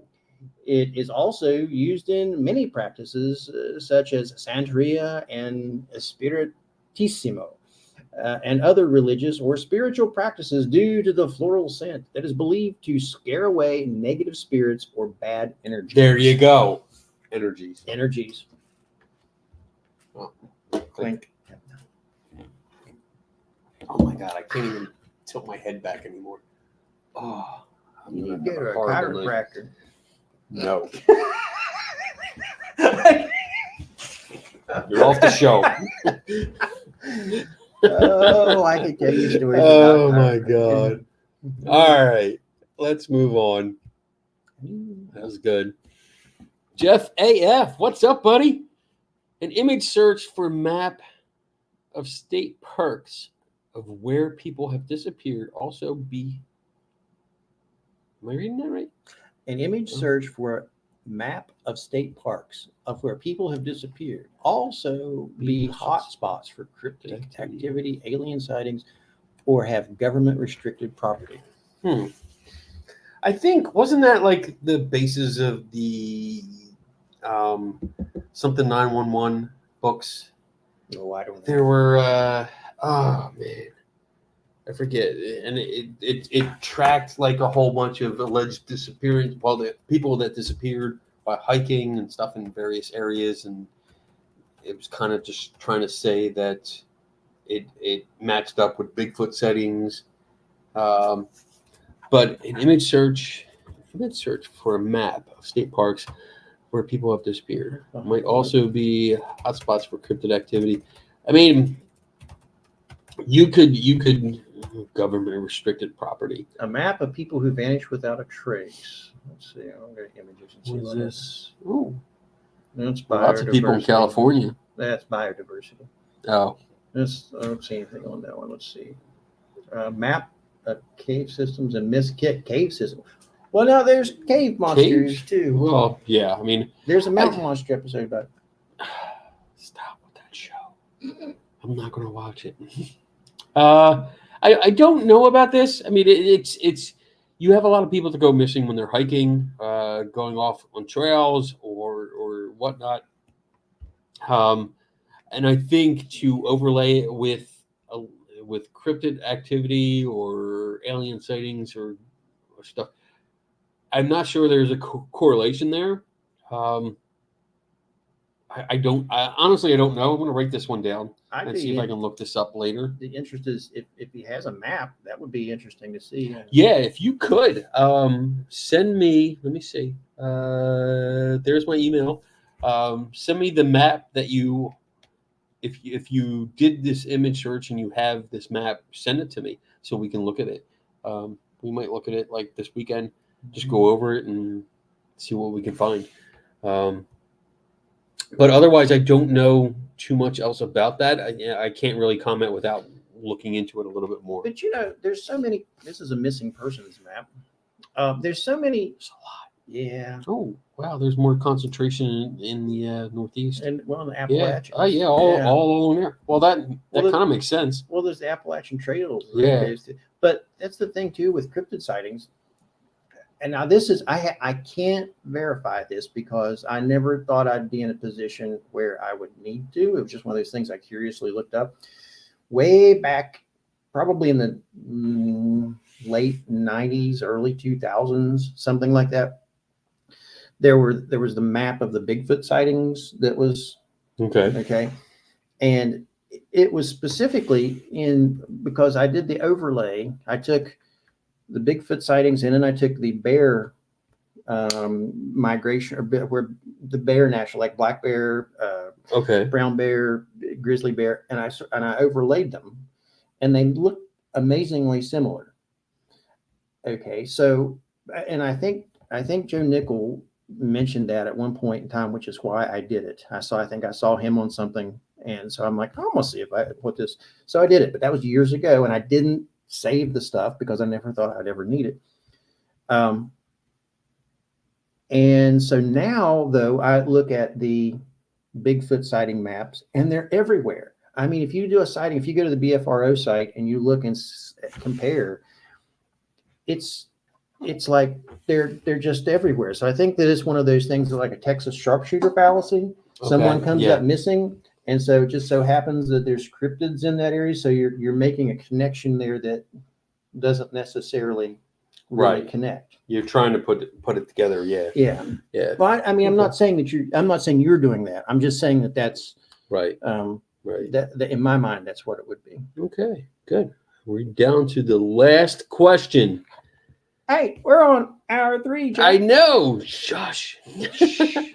Okay, say you were driving and you saw something cross the road upright in 3 to 4 strides, and it looked like a cess or looked like a squatch. What would be your first reaction? Would you chase it alone or not? I can confidently say yes, I would chase it. I would too. Yes. I would immediately stop the car, get out, and chase it with my phone, taking video the entire time, and just see what I could find. Because that's what I find is lacking. Is that these sightings, these alleged sightings, are always from a distance, where people get only close enough that they can zoom all the way in on their phone or the camera and get a blurry image of what's going on. The blob squatch. Yes. And that's it. They don't do anything else. They don't stick around. We get a short clip. What's it? Mick West calls that the low information zone. Yes. Yeah, because there's very low information. There's very little go on. Would you have any weapon on you? I always have a weapon on me. I am a weapon. Jack. Wow. Wow. I am the law. Yeah. Him up. I mean, yeah. Pocket save. Hey, Mr. Bigfoot. 3 days from now, you'll die. Yeah. No. I mean, it's like, wow. I know. Oh my goodness. Like, I mean, there's my curiosity would override everything. Like if I saw something, I wasn't sure what it is, I need to get a closer look. That's what I do. I mean, it's whether it's a haunted house or going after a cryptid in the woods, or someone saying that they were abducted by aliens and they're coming back. Like, I'm going to be in the moment. I want to see what's going on. Now, if the sucker turned around, squalled at me, and started running toward me, I'd say, no, this is a bad idea. This is a bad idea. And I would, I'd yell back. Oh, like it's coming at you to attack you. Yeah. Oh no. I'd stand my ground, fluff up, fluff my feathers, which is fat, and be like, rah! I'd scream right back at them. I don't know if I would. If it were, I would chase it, but then if it got mad, like I watched the $6 Million Man. I know how these things work, man. No, you don't. If you're basing your life choices off the $6 Million Man, no, you don't know what's going on. That was scripted. Was it? Yeah. What about mountain monsters? No. As fake as you can get. Really? Oh my goodness. Anyway. And I have one more thing to say about that. Of course, I got a lot of. We got time. I got nowhere to be until tomorrow. Here's one of the things that puzzles me about these TV shows, like Finding Bigfoot, like Expedition Bigfoot, like Mountain Monsters. Like, okay, if you know that within this area a creature exists, if you're working on that assumption, not that if you know it exists, but if you have all this evidence and why would you go to a different area the next week or the next? Why don't you search the hell out of that place and keep searching it and keep searching it and do your show there instead of saying, okay, we've run out of time at this spot. We've got to go to this other spot, in such and such time. That bothers me. I mean, again, this is based on what you've told me because I haven't really watched the shows, or if I have, I don't remember them. But in each show, they apparently capture something. That's in Mountain Monsters. That's Mountain Monsters. Okay, yeah, that's not in. That's what I'm going. Yeah. So, like for that, they catch something and it gets away. Or they almost catch it. Yeah. Okay. Yeah. So, why aren't there cameras all around where the trap is? They did have one camera when it was the Ohio Grassman. Okay. And they caught it on the trap cam as it was moving away. And then in the very first episode, when they were looking for the wolf, the werewolf of I forget, Wolfman of such and such county, there's there's a little bit of, there's a camera here, and you see it kind of moving in and out of frame. You can see it. Okay. And so, but I mean, almost like it knows where the camera is. yeah. Oh. And like it's almost like, so a creature that has never had any knowledge about a camera, doesn't know what it is, doesn't know what it can do, has no concept of what it can do, is being cautious of being in view of the camera. mm-hmm. That's interesting to me. Well, now here's there was, I heard an authority on, an authority figure on Bigfoot say that there were studies of wolves or coyotes or wolves that avoided cameras. They knew they knew where the camera, because they could smell, they could do, and they actively avoided those cameras. And that person, then I did look it up. There's a study about that. And that person then generalized that from wolves to Bigfoot. Of course. Said, or coyotes or whichever it was. It was some canid. So Okay. So, case solved. All right. That was our last question. That was awesome. We can now. Oh, wait. Oh, where'd I go? What was that? I don't know what I did. It says the problem with cryptid hunts is that cryptid hunts are announced. Cryptids use social media. They use Facebook all the time, and they're tipped off. Oh my God! Damn it, Bob! You are funny. Telling you, it's Ghost Squatch. You just start that show, Steph. Start it up. You let me know when it's on. I'll come on and hang out, and we'll go into the woods looking for Bigfoot and Squatch, and we'll pretend that every noise is a Ghost Squatch. They say that Squatch can feel or hear frequencies. Can feel the frequencies. So who's they? Who's they? They. I'm using air quotes again. Yeah. That's yeah. And how do they know for sure? How do they know that? Do they have a Bigfoot that they have tested this on? I love that when I do attend events that are either the theme is Bigfoot, Sasquatch, or there's someone there speaking on it, and how they are so confident about the properties and qualities of said creature when we don't have one of the creature to study. We don't know. And it's just like you said, like, how do we know that? We don't have a body. We don't have a living specimen. We don't have anything. You know, at least like for dinosaurs, we have bones. We have bone structure. We know what they look like.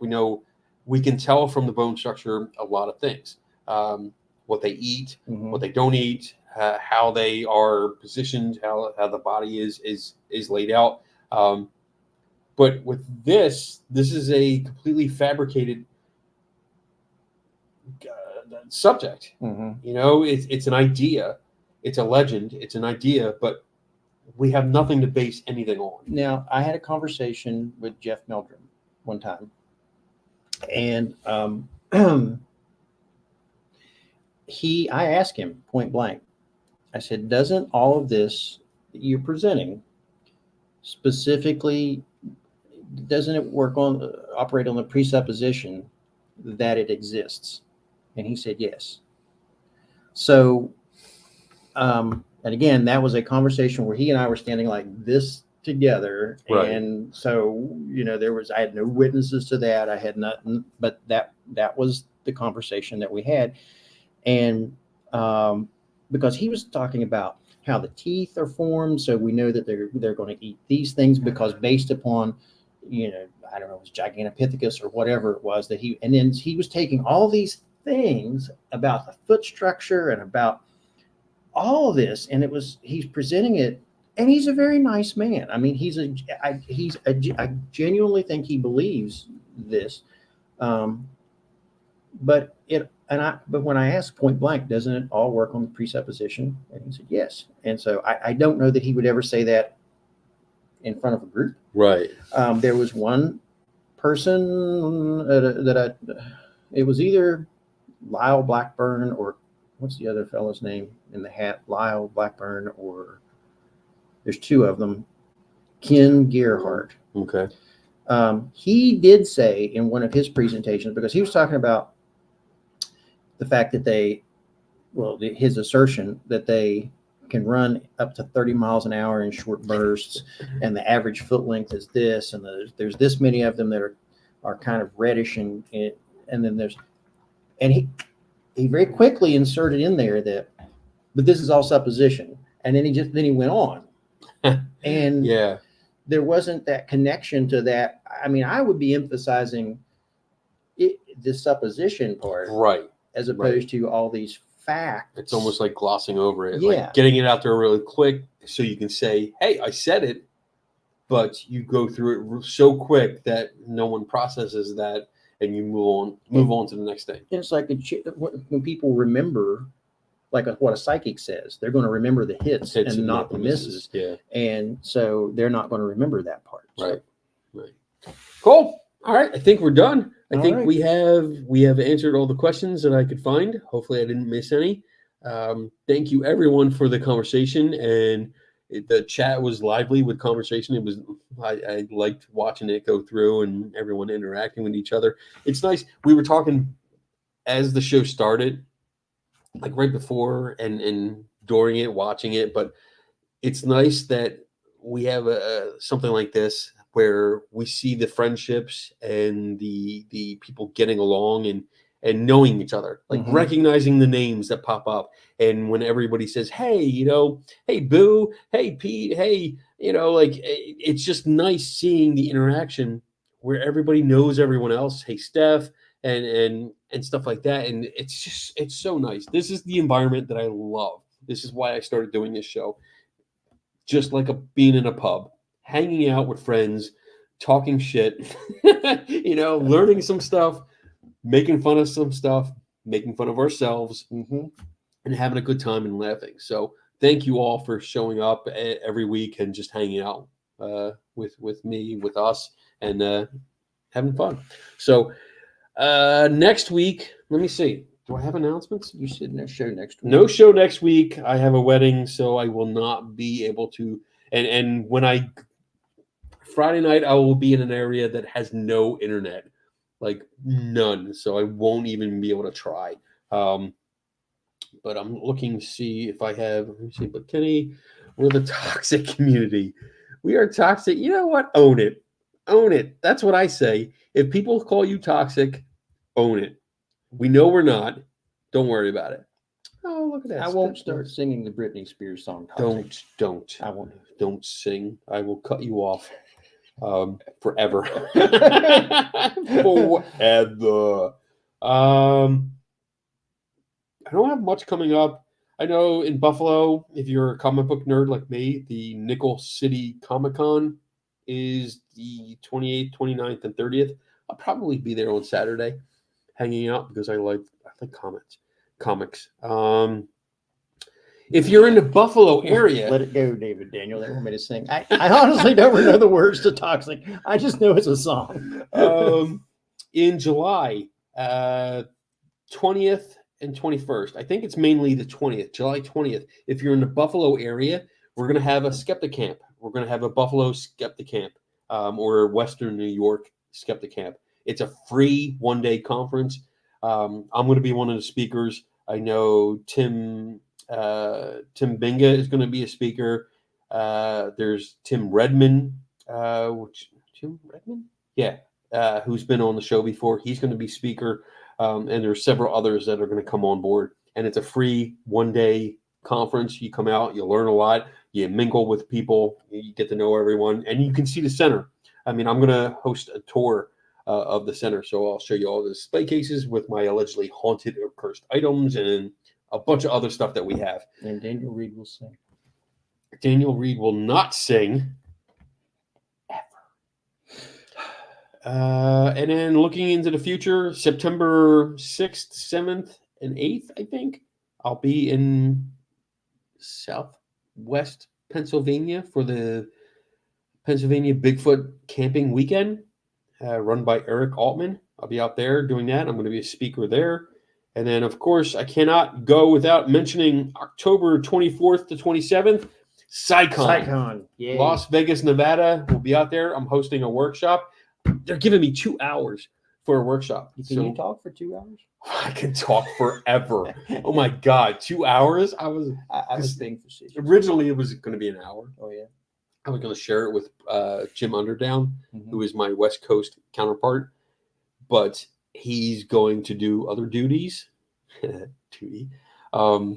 And they offered me 2 hours. And I was like, I can absolutely fill 2 hours. Absolutely. We're going to have a whole workshop on investigating mysteries. I'm going to go through every strategy that I use and give examples. And we're going to get people involved. And we're going to recreate some videos, like TikTok videos and stuff like that. It's going to be fun. So everybody's like, let it go. I want to do the Bigfoot thingy, Daniel. Damn it.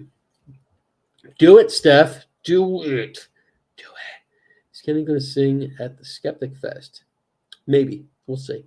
All right, everyone. Have a great night. Have a great morning. Have a great afternoon, wherever you are. I'm going to play the long version of our ending because it's cool. And I like the song. And hopefully, I was messing with the settings. I'm not sure if it's going to play or not. But I'm going to put it on my phone because I want to listen to it because it's an awesome song. And it's really good. And Wisdom, who wrote the song, put a lot of work into it. So I want to make sure that we're listening. So, all right, everyone, have a good night. And I'll see you in 2 weeks from now. Hey, diddle diddle, here's a little riddle. Who's the best debunker? Is it Kenny Biddle? Oh, he's good, not just a little. Not at the bottom or even the middle. Strike a chord like a fiddle. Tasting the rainbow like a skittle. That's fragile and brittle. You can watch him take a problem and start to riddle the problem away. He does not play. He takes his job so seriously. He loves a challenge and won't turn you away. It's such a skeptic, he keeps stones believers exposing the fake. It wouldn't take him long to find a needle in hay. Use a magnet, damn it. Now take a drink of Kenny's specialty. Someone may say that's not for me. To each their own, will be. Man, Kenny's such a skeptic, drinking skeptical tea. Like and subscribe, everybody turn notifications on. And go watch his show and forget about this song. Mr. Wizard or Bill Nye the Science Guy. Can you remember? You like Kenny better, so head to the Skeptical Help Bar and meet the bartender. Pick up a drink and relax, cause nobody does this better. Not even close, not even a little. He's the one and only Kenny Biddle.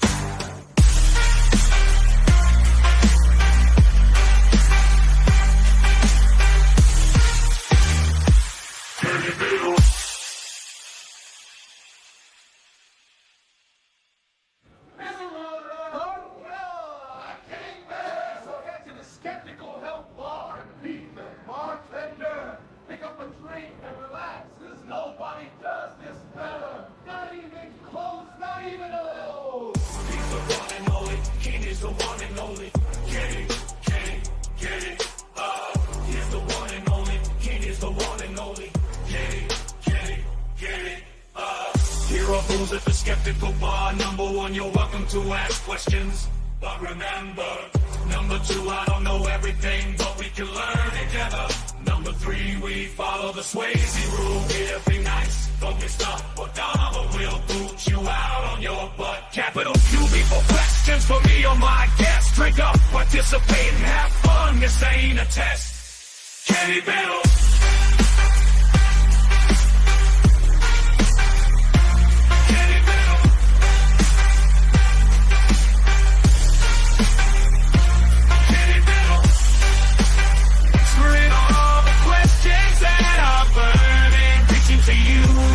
should never stop learning. But stop learning, never stop learning.